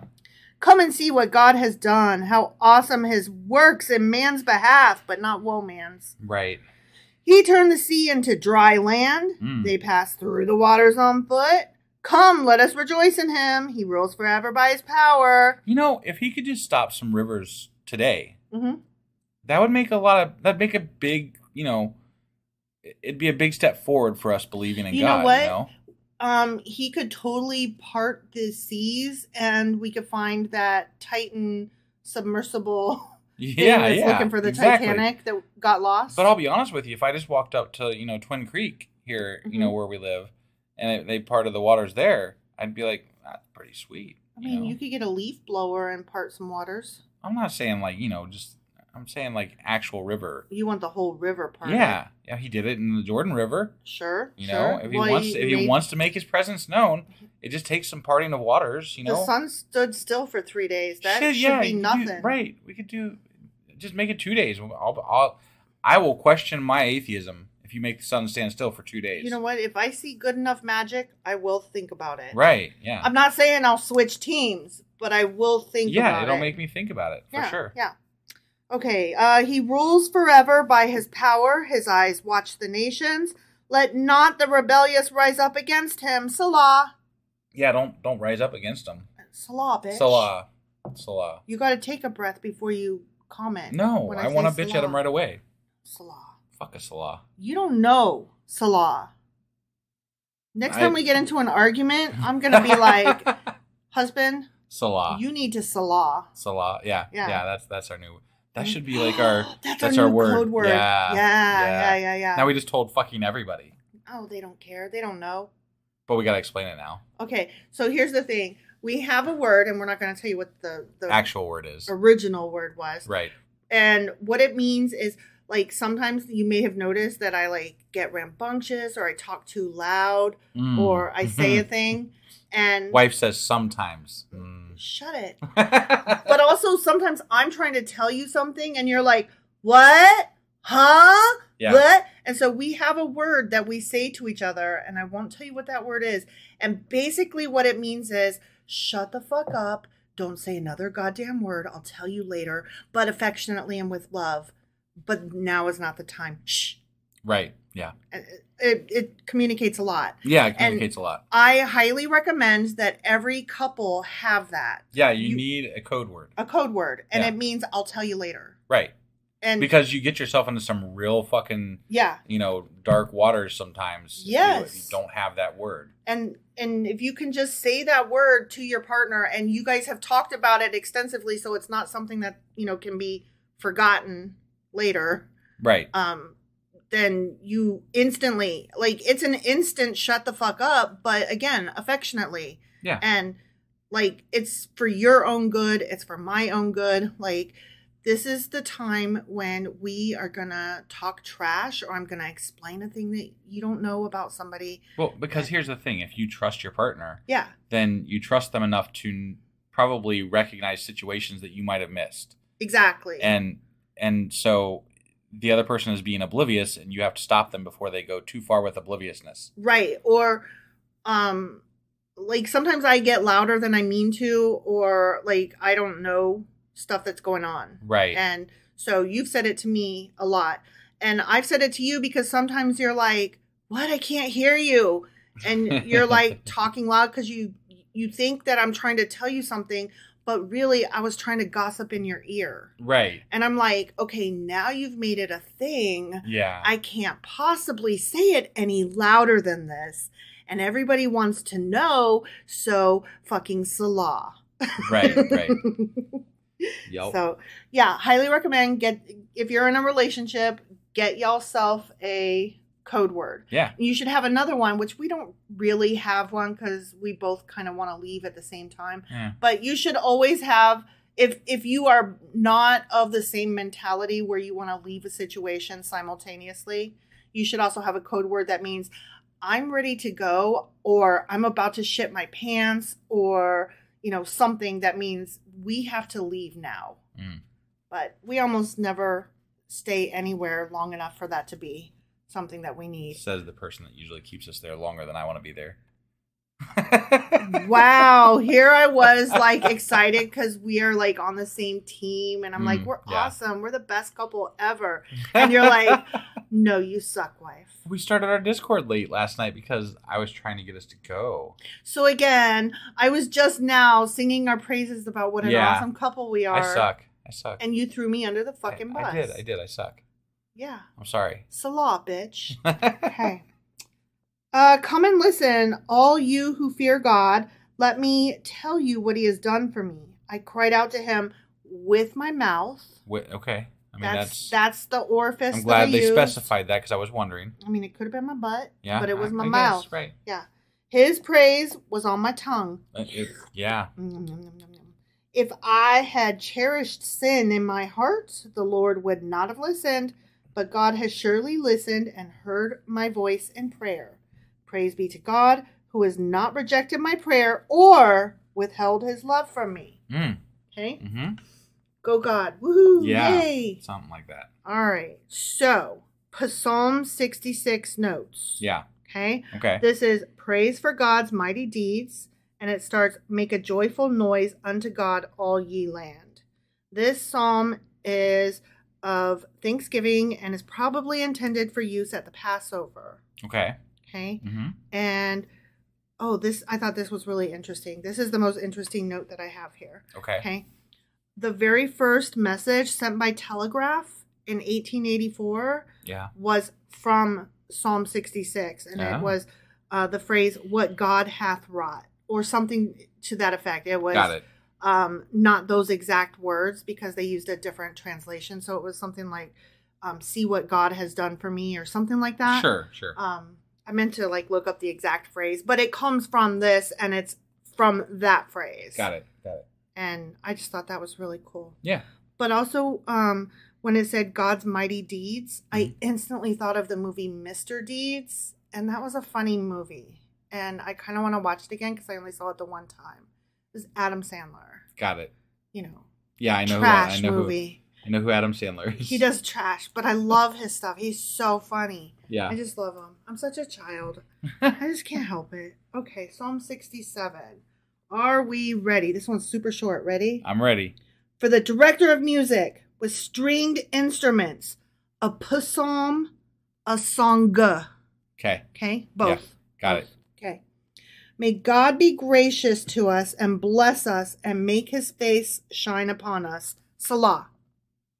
Okay? Yeah. That your ways may be known on earth, your salvation among all nations. Okay. May the peoples praise you, O God. May all the peoples praise you. May the nations be glad and sing for joy, for you rule the peoples justly. And guide the nations of the earth. Salah. May the peoples praise you, O God. May all the peoples praise you. This is a song. It sounds songy, right, singy-songy. Right. Then the land will yield its harvest, and God, our God, will bless us. God will bless us, and all the ends of the earth will fear him. But I thought he was just going to help all the people of all the world. Be afraid. Be very afraid. But no, they're but going also to fear. love him. But he does like a lot of fear. So you're supposed to be fearful of this God. Exactly. Yeah. Exactly. So Psalm 67 notes, the nations exhorted to praise God, starts, God be merciful unto us and bless us. This psalm's theme is a prayer for God's mercy, blessing, and light. And that's pretty much it. Extent of my notes. I mean, it was super if you went short. much further, the notes would have to be longer than the psalm. So yeah, exactly. So that's all I got for that one. Yeah. Okay, last one here. Ready? I'm ready. Psalm. No, I'm sorry. The psalm would be the notes. Right. This is the actual Psalm 68. Okay. Okay. Yeah. This one is about as long put together as the three that I just read. Got it. Okay. Okay. For the director of music of David, a psalm, a song. Got it. Okay. So again, both. Yep. Okay. It's a psalm song. It's a psalm song. No, it's a song psalm. Song? Oh my chitty chitty bang bang, chitty chitty bang bang, song song song. Does that Does that work? Yeah, that works great. Okay, you can edit that out. Just kidding. Just kidding. Okay. May God arise. May his enemies be scattered, smothered, covered. I know. May his foes flee before him. As smoke is blown away by the wind, may you blow them away. Wait, doesn't God make the wind? So isn't he blowing the smoke away? I'm just saying, like, he controls everything. It's all his. It's a twister. Okay. I don't know. All Shit, right, man. right. As wax melts before the fire, may the wicked perish before God. But may the righteous be glad and rejoice before God. May they be happy and joyful. Yeah, their enemies are melting. So Melting. What a world! It reminds me of the.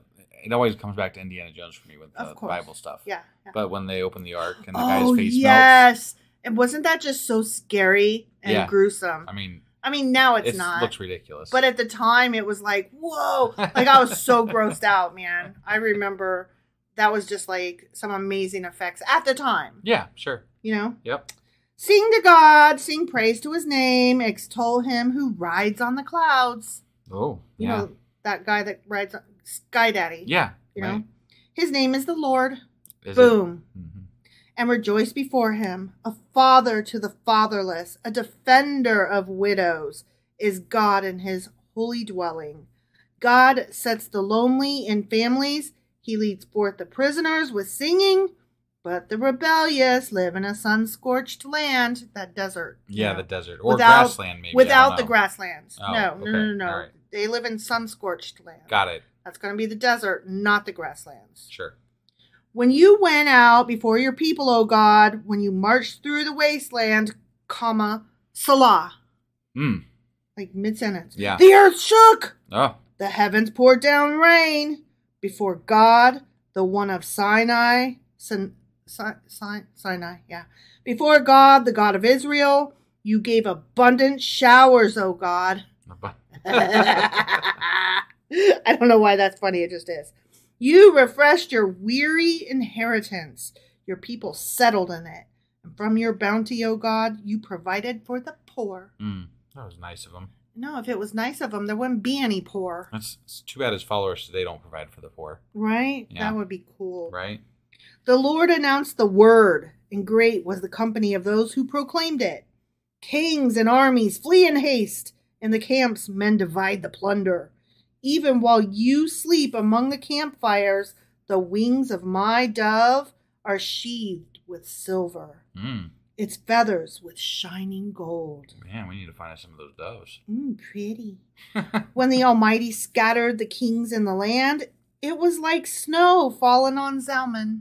Oh, yeah, of course. I don't know what Zalman is. Nor do I. I wish I'd read this beforehand. I could have told you. Right, yeah. But I can't. Right. Because I didn't. Zalmon.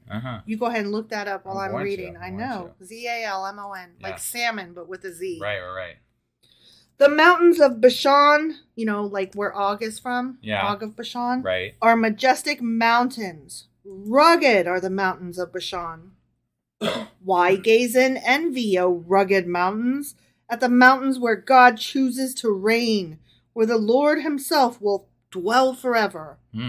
The chariots of God are tens of thousands and thousands of thousands. The Lord has come from Sinai into his sanctuary.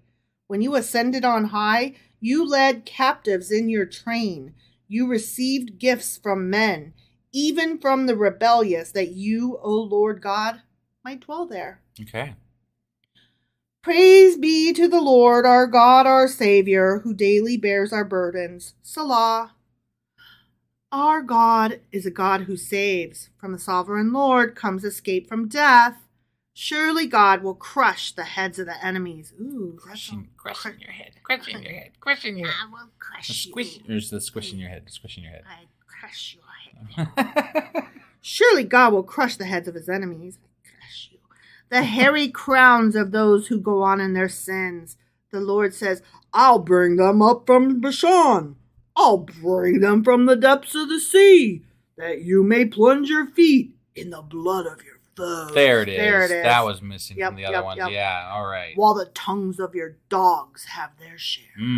grody. Now we're going to kill them and dance in their blood. And your dog's going to drink it. Dogs are going to drink it up. That is nasty. It really is. This God is gross. The imagery is just no thank you, not sir. Good. No thank you. Your procession has come into view, O God, the procession of my God and King into the sanctuary. In front are the singers, after them the musicians. With them are the maidens playing tambourines. You know, only the maidens play tambourines because that way they can hit it against their hips all sexy like, you know, the way tambourine players do. Right. Praise God in the great congregation. Praise the Lord in the assembly of Israel. There is the little tribe of Benjamin leading them. There the great throng of Judah's princes, and there the princes of Zebulun and Naphtali. Summon your power, O God. Show us your strength, O God, as you have done before. Because of your temple at Jerusalem, kings will bring you gifts. Rebuke the beast among the reeds, the herd of bulls among the calves of the nations. Humbled, may it bring bars of silver. Scatter the nations who delight in war.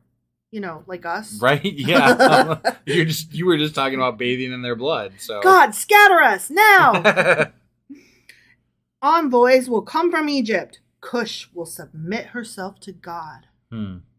Sing to God, O kingdoms of the earth. Sing praise to the Lord, Salah. Mid-sentence. Yeah. Salah. Right. To him who rides the ancient skies above, who thunders with mighty voice, proclaim the power of God, whose majesty is over Israel, whose power is in the skies. Sky Daddy, baby. You are awesome, O God, in your sanctuary. The God of Israel gives power and strength to his people. Praise be to God, the end. All right. So before you get into your psalm notes, I did a quick, it was just the first thing that popped up, so I'm on BibleGateway.com. And Zalman. Let me read the sentence again. When the Almighty scattered the kings in the land, it was like snow fallen on Zalman. Got it. It says it's a region or mountain mentioned in Psalm 68:14. Okay. Where God apparently scattered enemies of Israel by means of a snowstorm. Huh. The passage is obscure, and it is not known precisely what the psalmist has in mind. Snowstorm. It's That's exactly what it is. It's a mountain. My information that I found out about it is really fucking boring. Yeah. We don't know. We know no more than we did before you read that. I'm sure somebody's done more research, but I didn't have time to do more than that. No. Well, at least we know it's about a snowstorm where they were scattered. Right. On that mountain. Yeah. Of Zalman. Okay. Psalm 68 notes. Okay. This is the God of Sinai and of the sanctuary. And it starts, let God arise, let his enemies be scattered. This psalm has been described by some as, quote, are you ready for this? I'm ready. One of the greatest psalms, period. Really? I mean, there is the lapping up of blood with the dogs and the love and dancing praise in it and stuff. And it's got everything. It's got it all. It's scattering people on a mountain. A little bit of everything for everyone. You know, it's all in there. Yeah, you're gonna find something you like in there, right? If you're a Bible praising God, fearing God. You know, killing people. Licking up blood, dancing, I mean, singing. It's good stuff. Yeah. Right, yeah. Okay, so let's not forget, before I say this next little note that I have, that this interpretation is not necessarily what it is best to read Psalms in.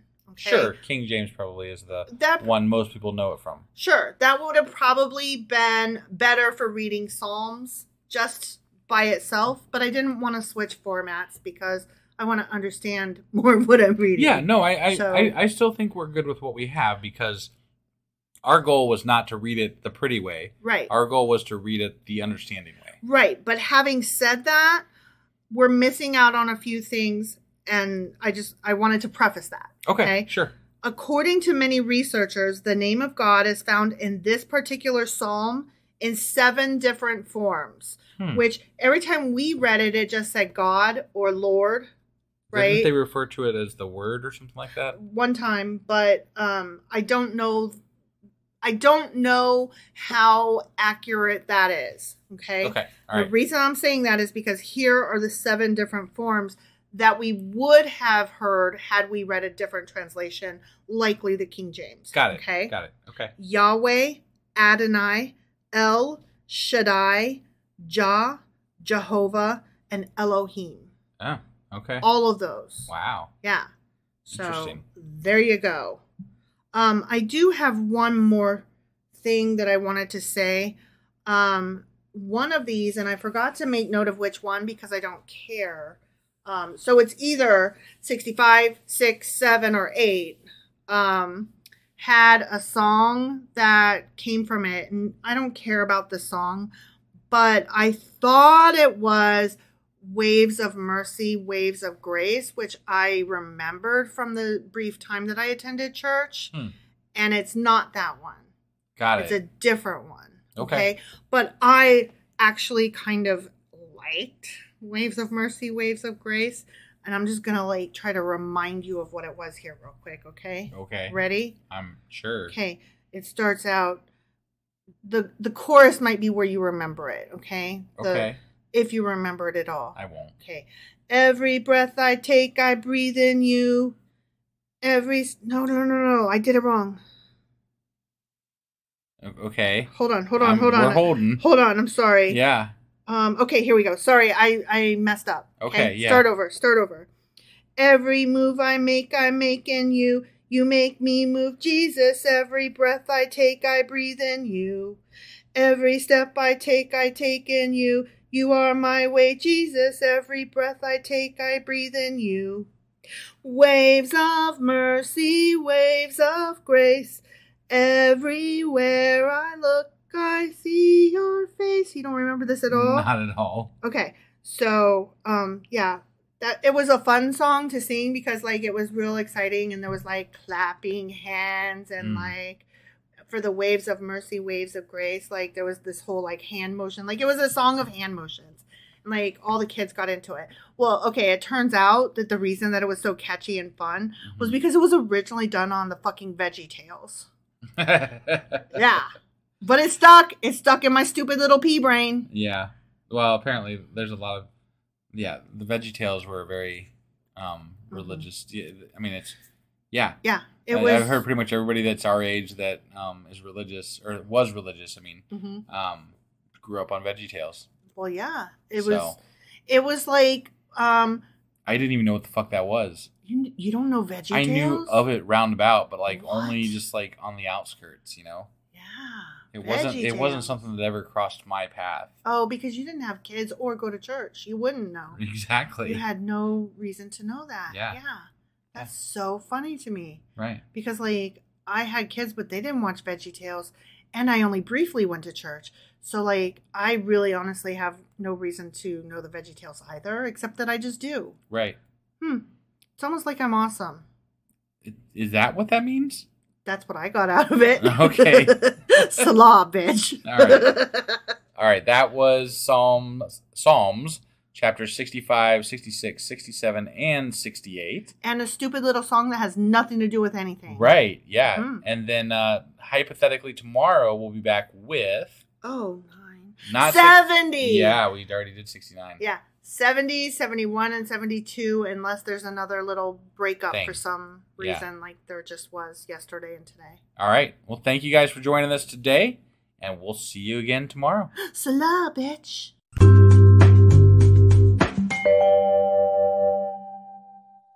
Husband. Wife. Do you not remember where we are because we are in the book of Psalms? Well, we did a group of 4 yesterday that we covered. We did. That were all... whatever, and there was more bathing in blood.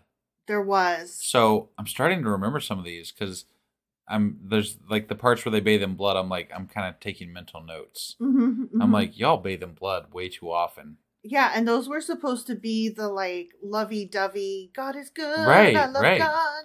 But there they go dancing, and then their dogs lapped it up too. Yeah, in this one, shit, guys, this is getting morbid here. That is not nice. Yeah, that's not good. Say. Well, I do have some good news about where we're at. Do you? Today we are going to be covering Psalms 70, 71, and 72. And just now, from opening my Bible to get ready to read, I saw that we are finishing up book 2 of the Book of Psalms. Oh, yeah. Okay. Which it wasn't mentioned in my notes anywhere. Right. So I'm a little excited about it, but I'm also perturbed. Like, really? You couldn't tell me that 72? Oh, and by the by, it's the end of book 2 of the Book of Psalms. Right. Like, I'm looking at the Bible here and I'm like, oh, that's exciting. Yeah. Huh. That's exciting. That is. So you ready you said we're going over which ones again, was it? 70, 71, and 72. All right. You ready to get into this? I am. Let's do it. Okie dokie.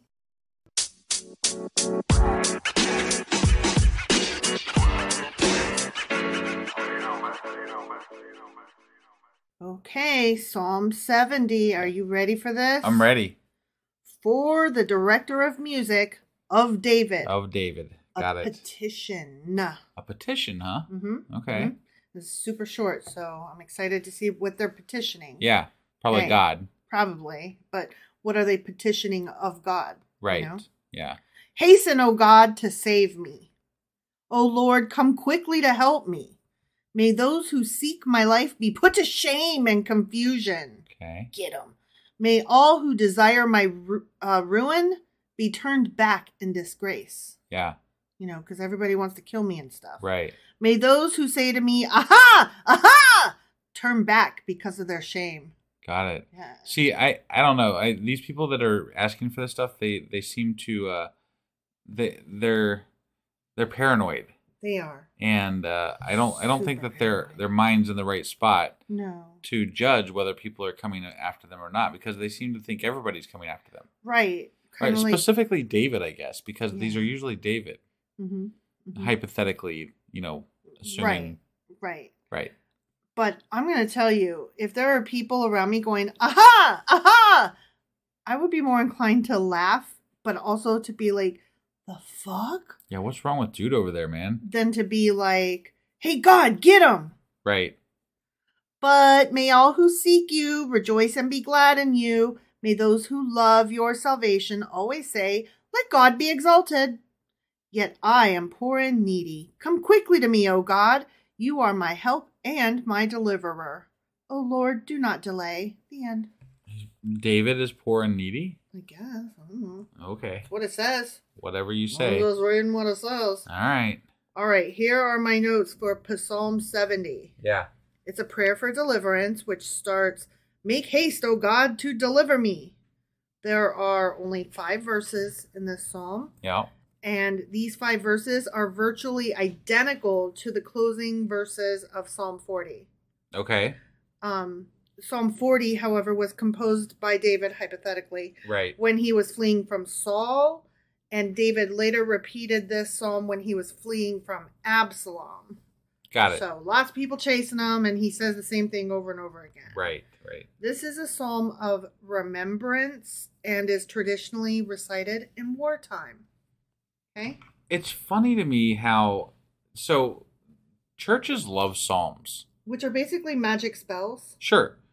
But the churches are very New Testament driven, right? Mm-hmm. But they love... But these are like, psalms are very Old Testament-y. Mm-hmm. Like, with all their fucking retribution and... Yeah. Asking God for things the way they do. And get them. Right. And it's, it's very Old Testament. And it strikes me as odd how much Psalms play a part in church services, because it's not... They shouldn't. In Christian church services, they shouldn't. Right. And it struck me because I was really bored at work today. Mm-hmm. So I decided to check out, there's a mega church near us called Solid Rock. Oh, yeah. Yeah. So I decided to check out their newest, live thing. Because I didn't know what kind of church they were exactly. So I'm like, I just want to see what they are. Are they hate preachers? What are they? What kind of church is it? It's the whole fucking thing was an hour and a half long concert where they asked for money. Mm-hmm. That was all it was. Like, it was the stupidest shit. There wasn't any learning. It was all psalms. It was all songs.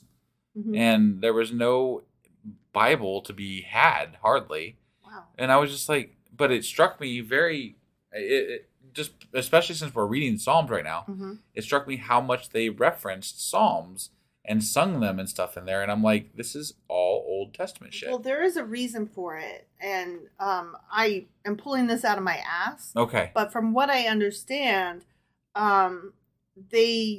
Christians treat the Old Testament in general and Psalms in particular as prophecies of Jesus. So they treat it as belonging to them and not the Jews who, came before them. Right. They basically usurped all of the Old Testament stuff that fits their little storyline and made it their own. That's all well and good, but the same Psalms are also talking about dancing in their enemy's blood and their dogs lapping up that blood. And you don't think that fits Christians today? I don't think it fits the image that they want to portray to me, because the image they always portrayed to me was of a loving God who helps people and is very forgiving. And I think it depends on whether you're talking about a God while you're sitting there in church on a Sunday, which, yes, that's what they want you to think, or if you're listening to politicians who invoke the name of God in the name of war and, right. Hateful. There's the sales pitch for God, and then there's the reality of God. And the reality is that the people really like the shittiness of God way more than they like the forgiveness of God. Well, yeah. And it just, it's part of what I could never understand. I don't understand that type of thinking, Well, when I was going to church with my sister, I was listening to my sister and my parents have a discussion about religion and Christianity in particular. And my sister was trying to, talk about how she doesn't like being called a Christian because it has such a bad rap. She likes being called a follower of Christ because Christ taught love and forgiveness and, all the good things, the golden rule, the nice parts of religion that you think of, right? Right. And my mom and dad were like, oh, no, that's way too, mealy mouth and wishy-washy and soft. Right. And God is not like that. And I'm like, no, you're right. God isn't like that. But Jesus is, and Jesus is what Christianity is supposed to be about, not Old Testament God. But Christians that are like Baptist, like hardcore, they like the Old Testament God because he's an asshole. Right.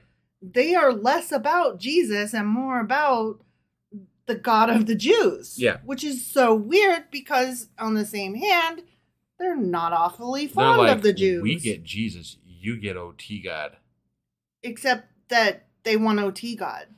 No, they're saying for themselves, they get, like, Jesus is their God, but you guys get treated like the OT God would treat, enemies and stuff. I see what you're saying. The retribution and the judgment and all that shit. Okay, you're saying, like, they're talking about for themselves, they want to be treated the way Jesus says to treat people, but then they want to treat others. Yes, it's a very selfish religion. Yes.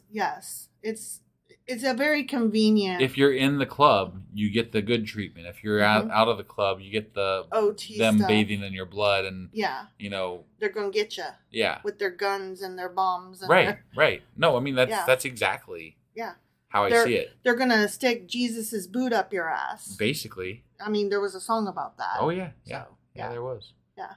I almost can remember the guy's name, but I can't remember. Is it Alan? It's not Alan Jackson. I was going to say, was it Alan Jackson? It might have been Alan Jackson. If it wasn't, it was somebody during that same time period. Right. Because I don't know a lot of religious singers, but... The intolerance for other cultures in religion, it just blows me away. Yeah. I don't understand it. It's gross. Yeah. All right, Psalm 71. In you, O Lord, I have taken refuge. That word again. Yeah. Let me never be put to shame. Rescue me and deliver me in your righteousness. Turn your ear to me and save me. Be my rock of refuge. My rock. I'd like to see a word cloud of Psalms. Yeah, so would I. That would be fun. That would be really fun. Be my rock of refuge to which I can always go. Give the command to save me, for you are my rock and my fortress. Deliver me, O my God, from the hand of the wicked, from the grasp of evil and cruel men. For you have been my hope, O sovereign Lord, my confidence since my youth. From birth I have relied on you. You have brought me forth from my mother's womb. Did he? I think that biology brought you forth, and also the doctor or midwife that, pulled you out. Right. That's my thinking, but, Right. Go ahead, blame God. Yeah. I will ever praise you. I have become like a portent to many, but you are my strong refuge. Refuge. Yeah. My mouth is filled with your praise, declaring your splendor all day long. My mouth is filled with saliva because I took a couple of drinks of coffee that were too hot. So, whatever fills your mouth. Yeah. In all the ways that sounds. Do not cast me away when I am old. Do not forsake me when my strength is gone, for my enemies speak against me. Those who wait to kill me conspire together. Those sneaky snack cakes. Yeah. They say God has forsaken him. Pursue him and seize him, for no one will rescue him. Right. Because he's unforgivable. Yeah. Yeah, you can't forgive some people. You just can't. Right. God says so right here in this psalm. Yeah. Be not far from me, O God. Come quickly, O my God, to help me. May my accusers perish in shame. May those who want to harm me be covered with scorn and disgrace. I'm glad that that's all, because I thought I was going to say I was cover waiting me for it to get darker with here. like thistles and thorns and nails and broken glass. Yeah. Like that's where my mind went. Right. Which I think it's sad that I'm reading the Bible and that's where my mind went. Right. Like, wonder why that happened. Yeah. But as for me, I will always have hope. I will praise you more and more. My mouth will tell of your righteousness, of your salvation all day long, though I know not its measure. I will come, I will, and proclaim your mighty acts, O sovereign Lord. I will proclaim your righteousness, yours alone. Since my youth, O God, you have taught me. And to this day I declare your marvelous deeds. Marvelous. Marvelous. Yes. Okay.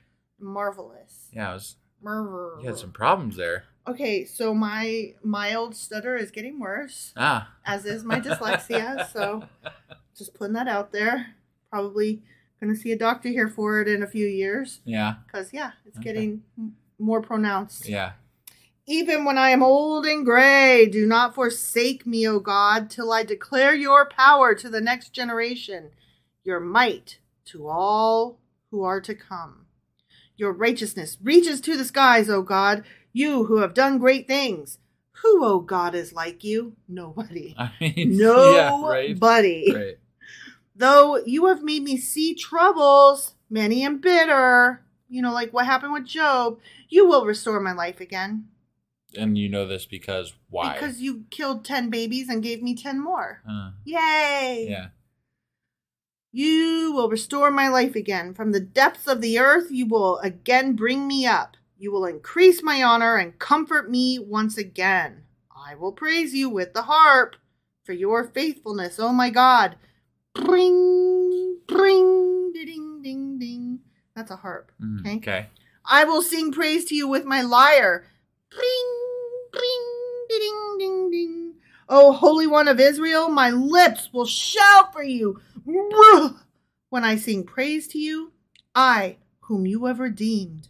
My tongue will tell of your righteous acts all day long.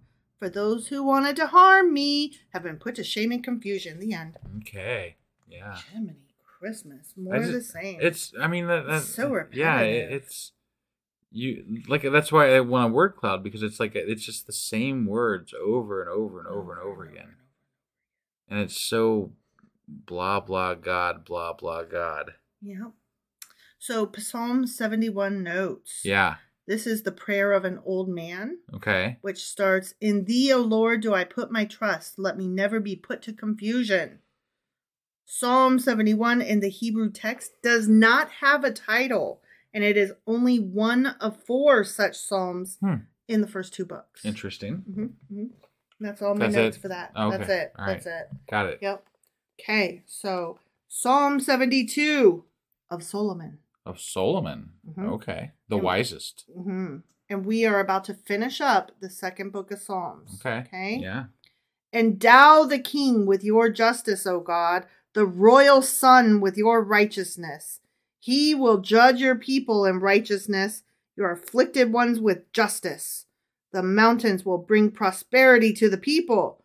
The hills, the fruit of righteousness. Righteousness, righteousness.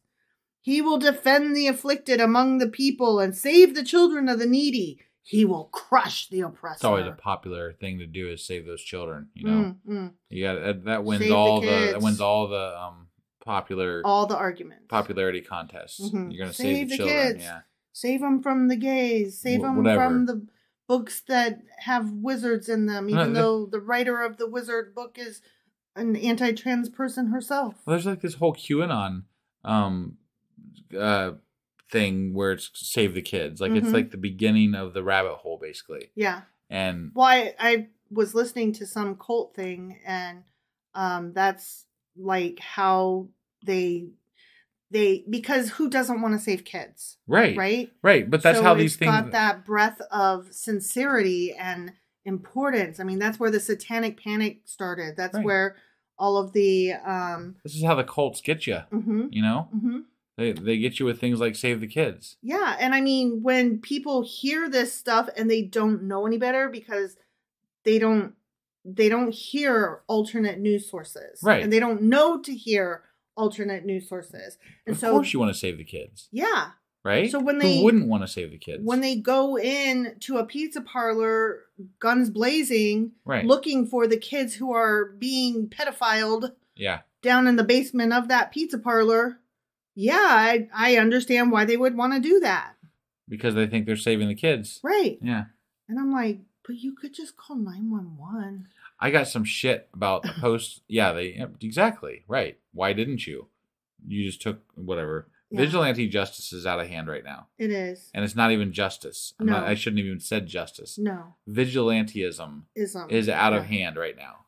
Well, you know, one of the words coming up that's going to be like the word of the year, I'm betting, is, what is it? Stochastic terrorism. Okay. And it's the normalization of terrorism in the homeland. Yeah. Where, you know, finding out that your neighbor shot your other neighbor because they thought they were a Democrat or something. Which happened. Yeah. Here near us. Yeah. Like in the same town where you work for a while. Yeah. Yeah. That's normal. Like it's normalizing homegrown terrorism so that we are no longer shocked. We're immune to it. And it makes sense that the church on the corner got shot up because there were black people going to it. There's more mass shootings every year now than there are days in the year. Yeah. Yeah. So, I mean, like that's crazy. Like you couldn't have convinced me that this would be the case back when Columbine first happened. You know, I would have never thought that this would be a regular occurrence. Right. Not an outlier. And part of what my impetus is for this podcast in general is this. Right. Is this move towards extremism, with part of that backbone of what that extremism is being religion. Mm-hmm. You know, and it's people are going crazy because they're being taught to go crazy. Yeah, they're being taught to go crazy because why wouldn't you go crazy trying to save the kids that everybody around you is trying to diddle? Oh, I remember I was going to say something, and that was that I put a post up on Facebook today. Mm-hmm. Not Facebook, I'm sorry, Twitter. And it was joking around atheists, eat babies type things, which is something that's in the Bible. We read that early on where God said that, the atheists will eat whatever. Yeah. It was in there, right? Yeah. So it's one of those jokes that I use and I throw out there occasionally. And people were like, this is, you can't joke about this. People will take this seriously. And I'm like, guys, we have way bigger problems than this. It is fucking funny. And if somebody takes it seriously, they were already so far gone, I can't help them. That's already the problem. That's Yeah. That's what I'm saying. That's the point of this. Right. They literally think this. Yeah. And me saying it as a joke yeah. isn't going to confirm that for them any more than they already were. Right. And It you just, wanting to like take it down almost reeks of guilt in their eyes. right. That this is true. So no, I am going to keep saying silly stuff like, oh, here we go eating the babies again, right? Right, right. Which is, you know, kind of funny because there was a place where early Christians ate the babies. So Yeah, yeah. I don't want to hear it. Right. Yeah. Do me a favor while I'm reading this next section and listen, but also look up the word, I think it's stochastic terrorism. Okay. So that we can read that definition for sure. So I'm not just talking out of my ass. Okay. Okay. He will endure as long as the sun, as long as the moon, through all generations. He will be like falling rain on a mown field. Moon. Wrong moon. Like showers watering the earth. In his days, the righteous will flourish. Prosperity will abound till the moon is no more. This reminds me of when I said that it's going to overflow. The deserts will overflow with the grasslands. Yeah. Right? Right. Okay, go ahead and read that definition and tell me how to so pronounce it's stochastic is what you were looking Okay. for. It's a noun, and it means the public demonization of a person or group resulting in the incitement of a violent act, which is statistically probable, but whose specifics cannot be predicted. The lone wolf attack was apparently influenced by the rhetoric of stochastic terrorism. Got it. Yeah, so I'm pretty sure that term is going to be the word of the year or something like that coming up here shortly. Gotcha. So, yep. Sadly. It's one that I've heard tossed around on a few of the different podcasts that I listen to, and I'm like, oh, okay. Yeah. Makes sense. I Right. mean, that's what it is. But Right. And it feels like the world we live in is just like waiting for the next thing to happen, you know? Like, when is the next big fucking shooting going to happen? When is the next crazy person going to act on their fucking craziness, you know? Right, exactly. He will rule from sea to sea and from the river to the ends of the earth. Remember that phrase because I'm going to refer to that back here later in the notes. Okay. But only from the river to the ends of the earth. Well, yeah, Not, from sea to sea. On the other side of that river, it's not. No. Okay. The desert tribes will bow before him, and his enemies will lick the dust. Okay. The kings of Tarshish and of distant shores will bring tribute to him, and kings of Sheba and Seba will present him gifts. All kings will bow down to him, and all nations will serve him. For he will deliver the needy who cry out, the afflicted who have no one to help. He will take pity on the weak and the needy, and save the needy from death. He will rescue them from oppression and violence, for precious is their blood in his sight. Long may he live! Wait, God? Mm-hmm. Long may God live? Yeah. God's a fucking deity. Yeah, well, long may he live. But do deities live? I thought they just existed. Long may he fucking live. Okay. Salah, bitch. Whatever. May gold from Sheba be given him. May people ever pray for him and bless him all day long. Let grain abound throughout the land. On the tops of the hills may it sway. Maybe they're talking about the king. The king, okay. Yeah. Okay. This would make better sense if it was the king. It would, yeah. Let grain abound throughout the land. On the tops of the hills may it sway. Let its fruit flourish like Lebanon. Let it thrive. What? Let its fruit flourish like Lebanon? Yeah.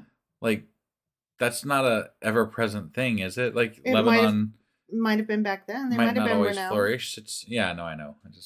It's funny to me. But back then, it might have been a town renowned for... region. Yeah, whatever, you know. Lebanon's a country. Okay, you know what I'm saying. Sure. Oh my God. I was just making sure you knew. Okay. Ooh. Let fruit flourish like that place. Yeah. Okay? Uh-huh. Let it thrive like the grass of the field. May his name endure forever. May it continue as long as the sun. Okay, so that's not forever. No, it isn't. Because the sun be dying. Right.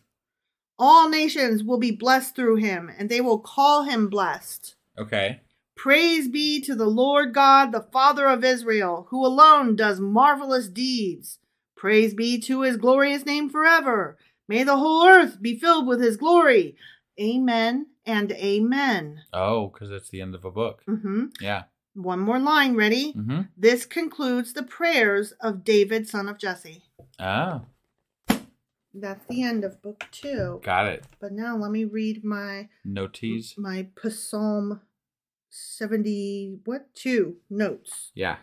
This is the reign of the righteous king. So yeah, it was about the king. Okay. And it starts, give the king thy judgments, O God. Remember that thing I told you to remember about dominion from sea to sea and from the river to the ends of the earth? Yeah. That's the national motto of Canada. Ah. A Marie Uske ad Mare. Okay. I'm sure I butchered that. But that's their national motto up there in that Canada. Right. In that city of Canada. That little town up there. I once, I think I've told you this story before, but when I was in Scouts when I was younger. Mm-hmm. Oh, you did. I love this story. Yeah, we used to go up to Canada every year, and we'd spend a week up there. And most of the time, like we spent a few nights camping. This was always in the middle of winter. So we'd built igloos, and we would spend a night in one of those, and we would do some different things. Anyway, so we would have parents, come with us to chaperone these events and these times that we were up there. Well, we had this parent come with us one time, and as we're driving up to Canada, swore to us that, and wouldn't change their mind, that Canada was a different continent. Mm-hmm. And we could not convince them because we were just stupid kids. Right. That they were wrong. Right. You're like, no, the word you're thinking of is country, sweetheart. Yeah. This continent that we and they are all on is North America. Right. Yeah. The North American continent. And we were all like, no, you're absolutely wrong. Right. You're wrong. You need to give this one up. Yeah. But she would not bend. She just kept swearing. She's probably a flat earther now today. Oh, yeah, I'm sure of it. I'm sure of it. Then who cares? Right. Yep. You damn liberal kids. It's just that's the kind of stuff that bugs me. I can't. People who hold on to ideas that they have absolutely no reason to hold. Like, if you don't know something, it's okay to say you don't know. Right. Right. Or like if you fuck up. Right. Like if a whole group of people is calling you out saying, no, that's stupid. Right. Don't you at least go, all right, I'm going to look that up. Yeah. I'll get back to you on that. I think I know I'm right, but obviously you all don't think that. So maybe I think wrong. Yeah. I feel like I could, if I was called out by a large group of people, I would definitely be doing research on it. Well, shit, I was called out by one person and issued an apology. I mean, you have to have a humbleness about you. And I feel like that's part of education and empathy. Yeah. Yeah. I'm certainly not always right. I'm seldom right. You think you are, though. Well, except when it comes to you, I'm usually right. And a lot of our listeners agree. So, Salah. It doesn't matter. Right. Are we done for today? Yes, I love you, babe. I love you. All right, that was Psalms chapter 70, 71, and 72. Also the end of Psalms book 2. Yes. And today is Friday. Oh, yeah. So we'll be taking a day off tomorrow. Because we're not doing Q&As right now because we're doing the Q&As as we go along. Right.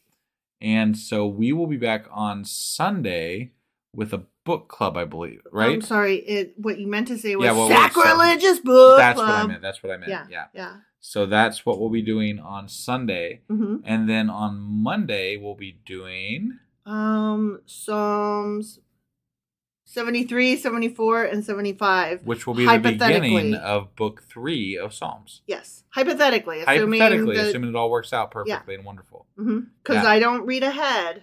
Right. So I can't tell you till we get there. God forbid we do reading ahead. Well, no, that would ruin our whole thing. That's what I'm saying. We couldn't spoilers, react. Darling. Although with Psalms, it's not exactly like you almost kind of know what's coming anyway. Well, Praise and blah, blah, blah. Yeah, that, and like I do prepare the notes for it, but I Right. don't read the actual psalms. So it often my notes don't make full sense to me until Sure. I click it into place as I'm reading. Yeah, no, that makes sense. That makes sense.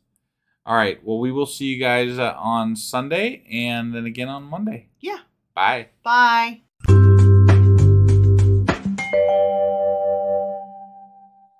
Husband, Wife. do you know what today is? Well, it's late, but it's still a Sunday. It is. And Which do you means- know what we do every other Sunday? I do. Do you? I do. What is it's it? Sacrilegious Book Club. Yeah, that's the one. That's the one. And what are we Sacrilegious Book Clubbing today? Well, we are getting into the same book that we have been reading. Well, yeah. It's that, huge. Right. We're about a third of the way through it. Yeah. Finally. Right. It's a treasury of Jewish folklore, stories, traditions, legends, humor, wisdom, and folk songs of the Jewish people. Yeah. Edited by Nathan Ozubel. Okay. Mm-hmm. And part 1 was Jewish Salt. We are in part 2, Heroes. And chapter 1 was Wise Men. Chapter 2 was Holy Men. Chapter 3 was Miracles. We are on chapter 4, Fighters and Strong Men, starting on page 224 if you're following along. All right. Well, let's get into this. Let's do it.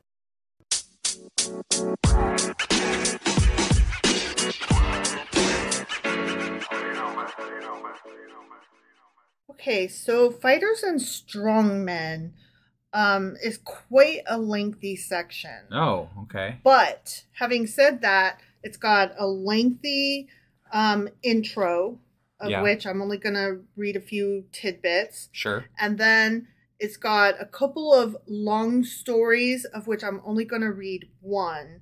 And then it's got some more contemporary stories that I'm not even going to touch because, like, one of them is Houdini. Got it. Yeah. You know what I mean? That's definitely not biblical. Right. And that's more, I didn't realize he was Jewish, much less that he was a Kabbalist. Oh, and, okay. A magician. Right. So that's where he kind of leaned, or his father leaned that way, and so he leaned that way. Got it. So there's an interesting little tidbit, and that's as much of the contemporary stuff as I'm getting into. Okay.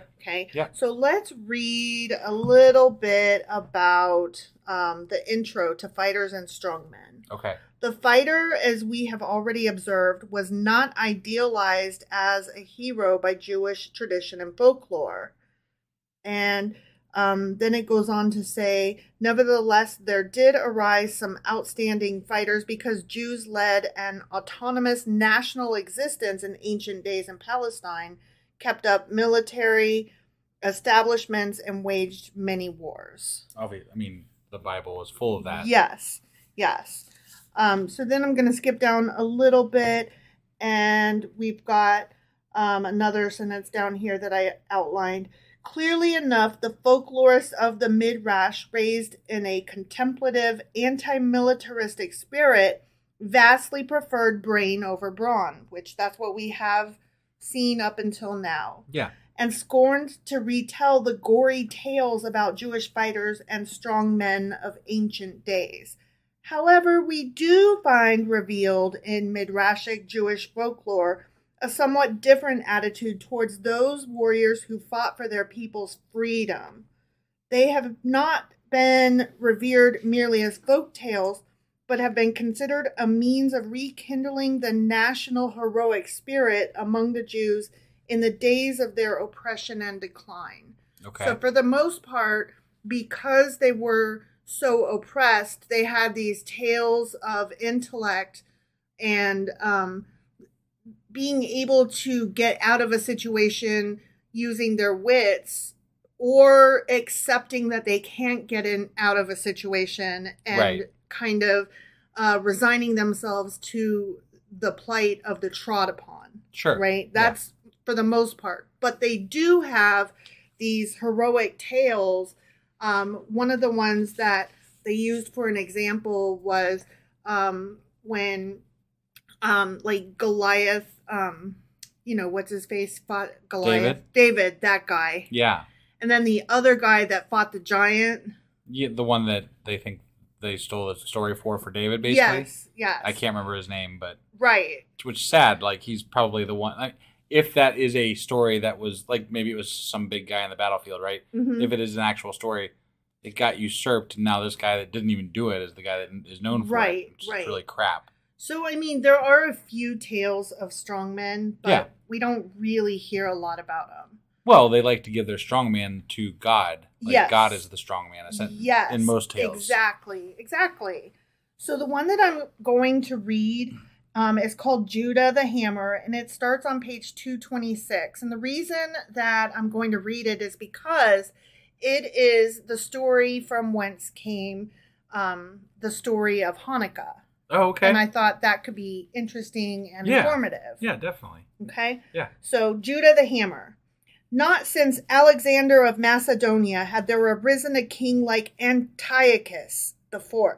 He ruled over the land of Syria with a heavy hand, and the kings of many lands paid him yearly tribute. He built to himself a monument, a mighty city which he named Antioch. Okay. Antiochus, Antioch. Yeah. But the more power he had, the more he wanted. He was filled with an insatiable hunger to fill the whole world with his glory. I will conquer the world like Alexander of Macedonia, like Alexander the Great, he boasted. And so foolish was his pride that he called himself Epiphanes, which in Greek means the manifest God. For like the Roman Caesars, he wished that all men worship him as a deity. Which I found interesting because we use the word epiphany to mean like an aha moment, like a light bulb. Yeah. But it actually means the manifest God, which would lead you to believe that the term originally meant the idea came as though from God. Right. Out of nowhere. Yeah. You know? Yeah. But the Jews had another name for him. They called him Antiochus the Madman. And to show their opinion of him, they quoted scripture saying, Antiochus is a root bearing gall and wormwood. I kind of remember that phrase because you were kind of asking, like, what's gall? Right, yeah. And I was like, it's bile. It comes from the gallbladder. It's Now it happened that in the 23rd year of his reign, 168 BC, which was 213 years after the rebuilding of the temple by Ezra the scribe, Antiochus turned his face wrathfully toward Jerusalem, and he said to his generals, I can no longer endure the Jews that dwell in the land of Israel. I know that in their hearts that they hate me and hope for my destruction, because I hope for theirs. I mean, you're saying you are right now, basically. Like, I'm trying to kill them, so they hate me for that. Right. Yeah, well, I mean, anybody who sees themselves as a god, and if other people have a god already, they're not going to like you for, saying that, probably. Yeah, exactly. They are not like us, he said. They do not sacrifice to our gods, nor do they observe our laws, but speak scornfully of them. Therefore, I have sworn that I will bring them low and put the yoke upon their necks. Yeah. I'm going to get them. And Antiochus sent a great host against the Jews. They sacked Jurassic Park. Jerusalem. Sorry about that. Jerusalem. And they massacred its people. And yet there was no one to stand up against them. For the chief men of the nation remained cowed and silent and failed to rally the people. The Greeks broke into the temple and robbed it of its treasure. Oh, damn. Many Jews fled to Alexandria and others to Babylonia, to Persia, and to other distant lands. Whomever the Greek soldiers chose, they killed. Women and children they sold in all the slave markets of the world. The walls of Jerusalem they tore down and made desolate its houses and streets. So, I mean, the city keeps getting rebuilt and keeps getting knocked down. It's gone through some shit. It has. Antiochus had said to his generals, abolish the Torah and all the academies where it is taught from the land of the Jews. Punish with death all those who observe the Jewish customs.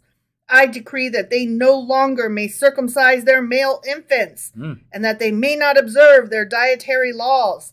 Okay, I mean, I don't really care that they stop cutting off the tip of your son's dicks. Right, but I mean, this is about reason. It's this a is good religious for a bad freedom, reason. This is why we I'm not against religious freedom. Like, I am not against religious freedom. I am against unnecessary mutilation of babies' bodies. Sure. Or children's bodies. It was not seen that way. I understand, but that doesn't make it not that thing. No, I understand. I gotcha. As I was saying, it's a good thing, but for the wrong reason and for a very bad reason. Right. It's good that we, would say, can you guys maybe all of you not chop off people's dicks? Right. You know? Like, they're not chopping their dicks off, just to be fair. No, just, the tip of it. Right. Yeah, let's just not, though. Yeah. Let's not do that. It's not necessary. Sure. Compel them to violate the Sabbath, to bow before our gods, and bring their sacrifices to them upon our altars. And send my servants throughout the land to see that this be done. I added that evil laugh because it felt appropriate. It felt right. Yeah. Yeah. And the generals did as Antiochus told them. They went throughout the entire land of Israel, and they pulled down the synagogues and the houses of study. They defiled and destroyed the Torah scrolls and slew all who murmured against them. Think of all the history these stupid fuckers destroyed. Oh, you could say that about a lot of points through history. Like, I know. That galls me. Yeah. Speaking of gall. Yeah. And there were many martyrs who died to sanctify his name, and their blood was on the head of Antiochus. Not long after that, the heathen priests of Antiochus consecrated the temple to their chief god Zeus, and they raised a great statue of him upon the altar in the sanctuary. Interesting. Right? Yeah. I thought you'd like that bit. In his honor, Zeus's, they sacrificed a pig upon the altar and sprinkled its unclean blood in the sanctuary. That's just mean. Right. Right? Yeah. Like, that's just like sticking salt in a wound for no reason. Yeah. Right? That seems like what this whole campaign is about, though. Yeah. But it's just like, that was unnecessary. Right. You can kill people, but it's like, that's one thing. But then this is just cruel and obviously, unnecessary. This is pure hate. Like, not just like conquering. This is pure hate. Yes. So it's meanness for the sake of meanness. Right. Yeah. And when the people of Israel heard of this, they shuddered with horror, but they dared not murmur aloud, as their lives would be forfeit. So they fled Jerusalem in great numbers until Zion was a deserted city. Now it chanced that Apelles, a Greek official, came to the village of Modin, which is not far from Jerusalem, to carry out the decree of Antiochus. He raised an altar to the Greek gods and commanded the Jews to sacrifice a swine upon it. Among those who gathered was Mattathias, an old priest of the Hasmonean clan, and his 5 sons, Johanan, Simon, Judah, Eleazar, and Jonathan. When Mattathias heard what abomination Apelles wished the Jews to perform, he said to them, O my brothers, let all the nations of the provinces that are subject to King Antiochus obey him if they choose, even to the extent of betraying the religion of their forefathers. But we swear we shall not leave the path of our religion to go either to the right or the left. So he's like, I'll die first. Right. Which, that's very brave. Yeah. With these words, he smote Apelles the Greek, and he slew him.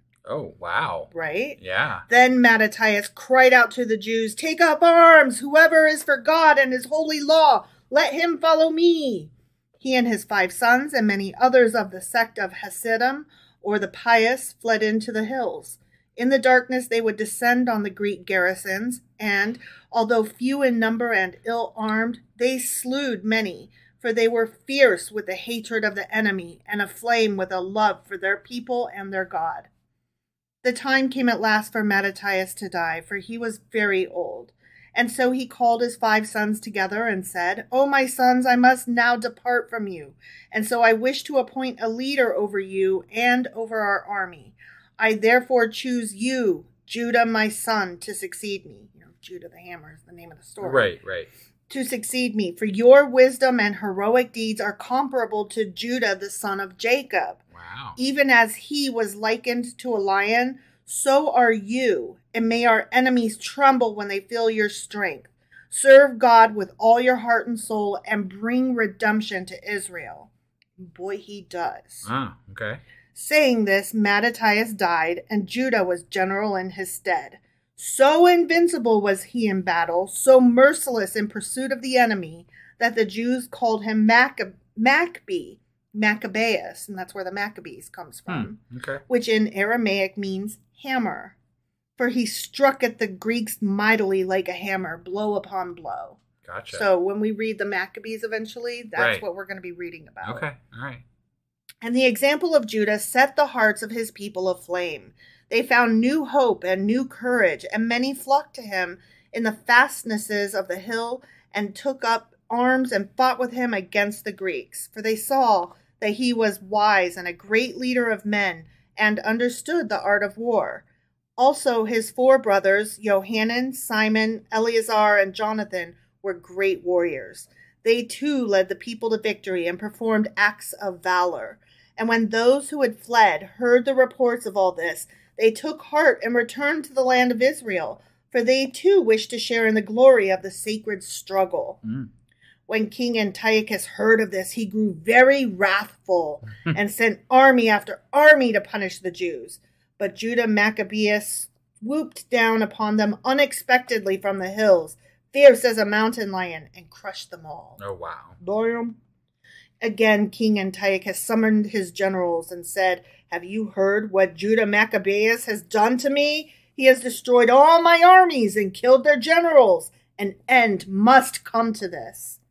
And so he sent his most cunning generals, Ptolemy, Nicanor, and Gorgias, with a Greek host of 40,000 foot soldiers and 7,000 horsemen, as well as many thousands of Syrian auxiliaries. And they paused at the city of Emmaus, which lies in the plain.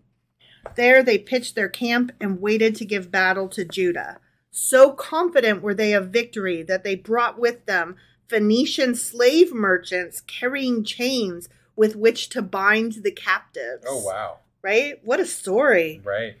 When the Jews beheld the assembled hosts of the enemy, let me try that again. When the Jews beheld the assembled hosts of the enemy and saw how more numerous they were than their own forces, they were struck with fear. Seeing this, Judah said to them, "Terrible indeed is the might of the Greeks, but more terrible is the vengeance of the Lord when he strikes at the wicked. Fear not the enemy, even though they are many and we are but few. Know that God is with us, even though we are weak, and our righteous cause will triumph over their greater numbers. Therefore, gird your spirits and strengthen your hearts, and be as men of valor." And so, as was his custom before battle, Judah put on sackcloth and poured ashes on his head like the veriest penitent. He fasted and sent his supplicants winging to God. He also confessed his sins, and his men did as he did. Then they no longer were afraid. I would still be scared. Right, yeah. After that, Judah arose and said to his assembled host, "If there are any among you who are afraid, withdraw then from the battlefield." This sounds very familiar. Yeah, very similar to, I want to say it was like in the times of Moses, like when they were about to attack one of the like when they were going into Canaan or something. See, I was going to say Samuel or something because Samuel was a little bit more warmongering. I don't know. But it was sometime back, a while back. It was a while back, though, and one of them did say this. Because, I think also it was early on because I want to say that it was in Leviticus that the next part comes. Also, the newly married and those who have but recently acquired riches, let them depart, for they will fight in a cowardly manner, being full of regret for what they have left behind. Maybe you are right. It does feel like maybe it was Moses then. Right? Like that was one of the laws of war that they had put out. Right. Like if you're recently married, get out of here. Yeah. That kind of thing. When these were gone, Judah drew up. So people did leave. People were like, "I am scared, actually." Right. Or, right. I am rich. Can I out? Right. So yeah, people did leave. When these were gone, Judah drew up his forces in the ancient order of battle of the Jews. He appointed over them captains of thousands, and of hundreds, and of tens. Then he spoke to them as follows. O my fellow Jews, let us fight manfully for the liberty of our people and the honor of our Torah. Should we lose the battle, we shall all be slain, and our wives and children will be sold into slavery. No pressure. Right? Therefore, we must be victorious. Right. Boker. Thus we will regain the liberties our enemies have taken from us, and we will be restored to our blessed way of life. Fear not, O Jacob, for the God who led us out of bondage in Egypt will not abandon us. So instead of saying, calling his people Israel, he called them Jacob, which is Israel, which I kind of liked that, like he was calling them, he was like hearkening back to olden days, like, don't forget who we are. Yeah. That night, the Greek general Gorgias left the main part of his army at Emmaus and came with 5,000 foot soldiers and 1,000 horsemen to fall upon Judah in the darkness. But Judah encompassed his plan. Mm-hmm. Now he felt he could deal better with his enemies since their forces were divided. Yeah. Therefore, Judah purposely left many fires burning in his camp in order to deceive and confuse Gorgias. And then he and his enemy departed. I said he and his enemy, but I meant he and his army departed. Yeah. He marched. More sense. Yeah, it does. Sorry. He marched all night long and arrived before the town of Emmaus, where was the camp of the enemy. Judah observed that the Greeks were well and skillfully fortified in their camp, and that their numbers were many times greater than his, for he had come with only 3,000 men. But he took heart, knowing that they were fast asleep, and did not expect him to attack. And when the moment came to strike, Judah commanded the trumpeters to sound the call to battle. Why would you sound the call? Hey, by the way, we're about to surprise attack you, but we're taking the surprise away. Yeah, and it's just an attack. That's really dumb. Yeah, I never get that. I don't understand. You could have probably got most of them without even waking the damn people up. Right? It's like, haven't you ever seen any movie ever? My God. Yeah. But no, they haven't. Right. When the Greeks heard it, that trumpet was unnecessary. Yeah. They were astonished and dismayed, for they were certain Gorgias had destroyed the Jews. Judah and his men fell upon the enemy, who ran hither and thither in confusion and terror, and they slew many of those that resisted them, to the number of 3,000. The rest they pursued as far as Gadara, Ashdod, and Jamniah. Now Gorgias, who had gone in search of Judah and had not found him in his camp, was exceedingly puzzled. So he hastened back to the camp of the Greeks at Emmaus. When he came there and saw what had happened, he and his men turned in fright and fled. Yet for all the defeats inflicted on his armies, Antiochus would not rest. The next year, he sent Judea another host, this time of 60,000 foot soldiers and 5,000 horsemen under his greatest general, Lysias. Judah met him in the hill country of Bethsur with only 10,000 men, and yet he routed him and slew a great multitude of Greeks. Now Lysias was a prudent man. He marked well the spirit of the Jews, for he saw that they would rather die than lose their liberty and worship any but their own God, and that Judah inspired them with a heroism and a desperation in fighting that was more than human. Therefore he gathered the remnants of his army, and by forced marches returned to Antioch. This time King Antiochus felt fear in his heart, and he fled to the sea provinces of his kingdom. Probably because his own people were like, dude, I ain't going back there. We can't do this. I'll fucking take over your seat before I go back there. Yeah, like, this is a dumb fight. Right. They're not going to bend the knee. Yeah. They're just not. Yeah. But wherever he went, the people rose up in revolt against him and mocked at him, saying, "Coward, run away!" Whereupon Antiochus, out of humiliation, cast himself into the sea and was drowned. Damn. Upon the departure of the enemy, Judah assembled the people in Jerusalem, and he said to them, "Let us go up to the house of God and purify it, for it has been wickedly profaned." And after they had carefully purified the temple and cast out all the idols and their altars, they brought in new vessels, the 7-branched golden menorah, the table of showbread, and the altar of incense.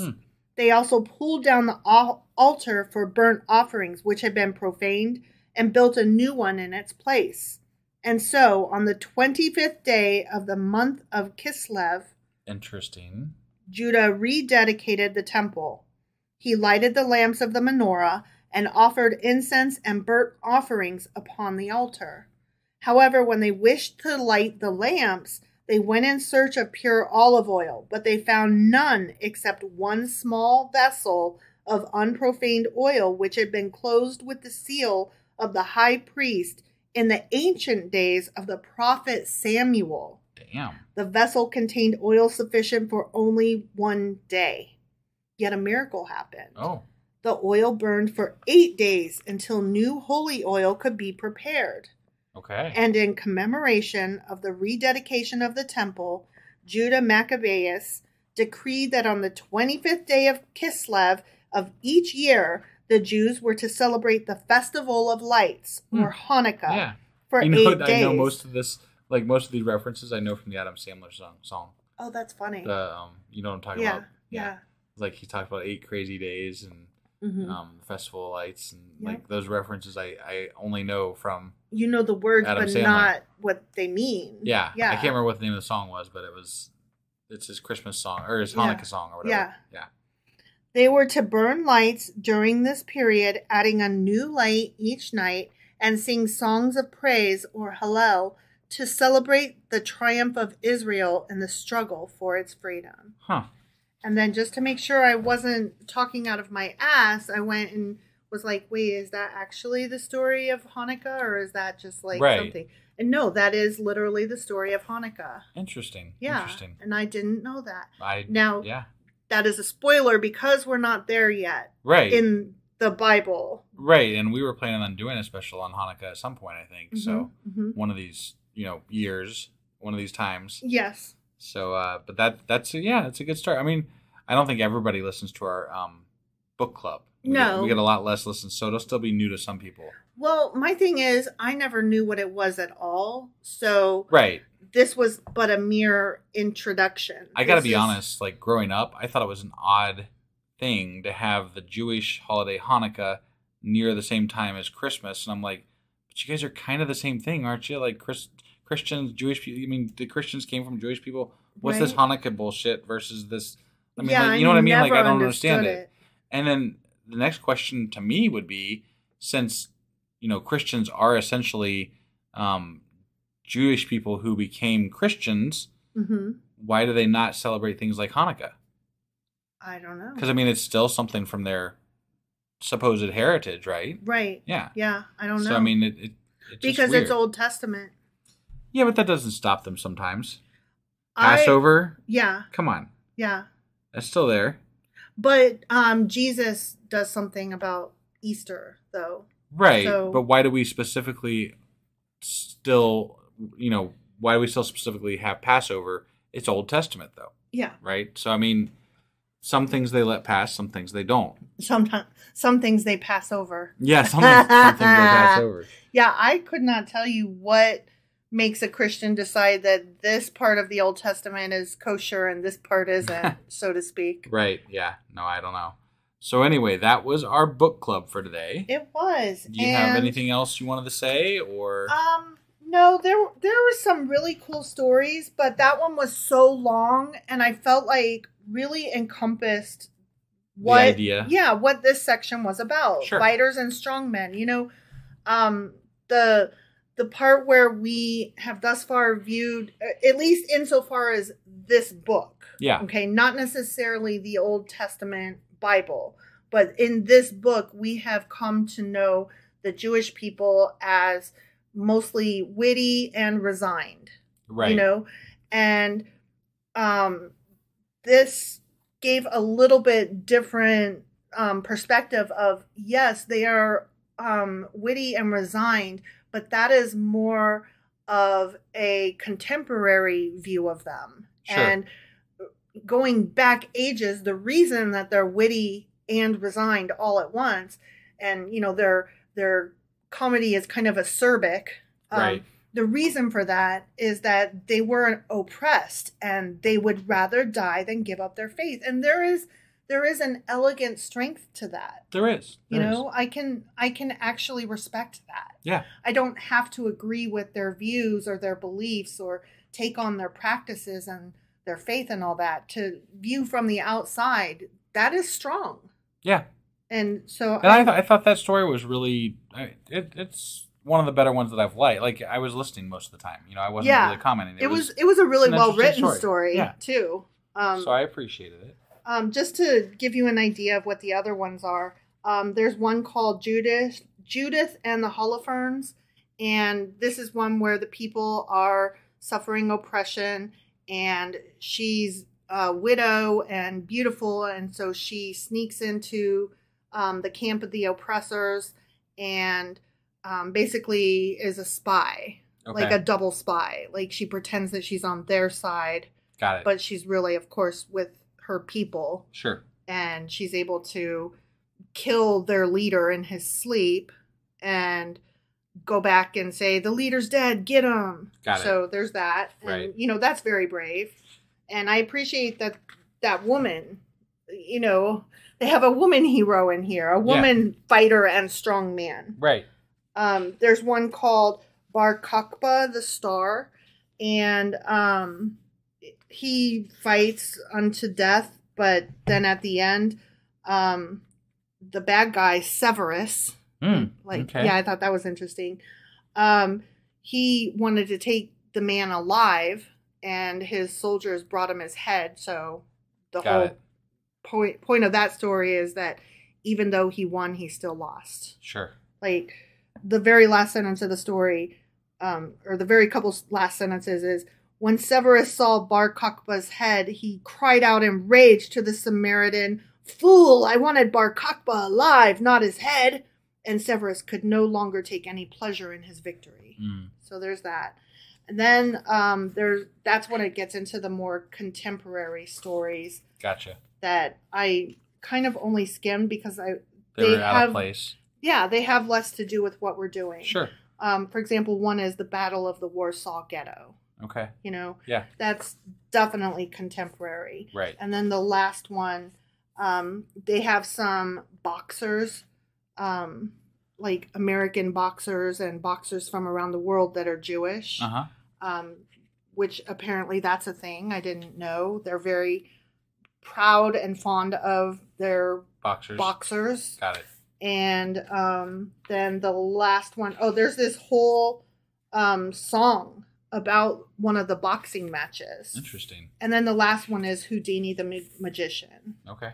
Oh, I'm sorry. There's another one, The World's Strongest Man. Oh, okay. His name is Zisha Breitbart. Got it. Interesting. Yeah. Right? Breitbart? Yeah. Yeah. And so that's the fighters. And that also concludes that part, because then we'll be getting into the next part, which is part 3, the human comedy. Okay. All right. So we're getting through it. We're getting through it. All right. Well, sorry this came out late today, and we'll be getting our weekly wrap-up here done in just a few minutes after I get done with this. So that'll be out, and then we're going to be doing this later tonight, but obviously it won't come out until tomorrow morning. But we will be doing our Psalms episode for Monday in just a few here, which is Psalms chapters 73, 74, 75? Probably. That sounds about right. Yeah. All right. So we'll see you guys then, and bye. Bye.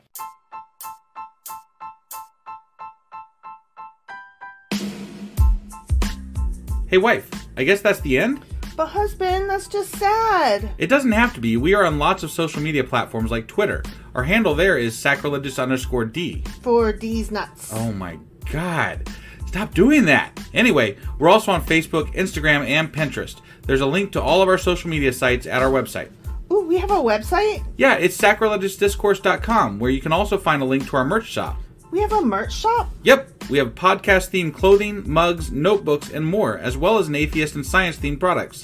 Wow, our fans should really go check that out right now. Definitely. They can get in touch with us by sending an email to sacrilegiousdiscourse@gmail.com. But before they do that, we could really use some help. Oh yeah? With what? Well, it's not free running the podcast, and we need some financial support in order to get better equipment, which will free up time so we can concentrate on our podcast and our fans. Okay, so what should they do? Head over to patreon.com/sacrilegious discourse and sign up as a contributor on our podcast. Supporters there receive additional bi-weekly episodes that we record just for our Patreon members for as little as $2 a month. Also, we'd really appreciate it if you would like and subscribe on whatever platform you're using. And Apple Podcast reviews help us out tremendously. Like and subscribe. Leave an Apple review. Join us on Twitter. Support us on Patreon. That's a lot of instructions. Don't forget to say thanks. Thanks. Okay, bye.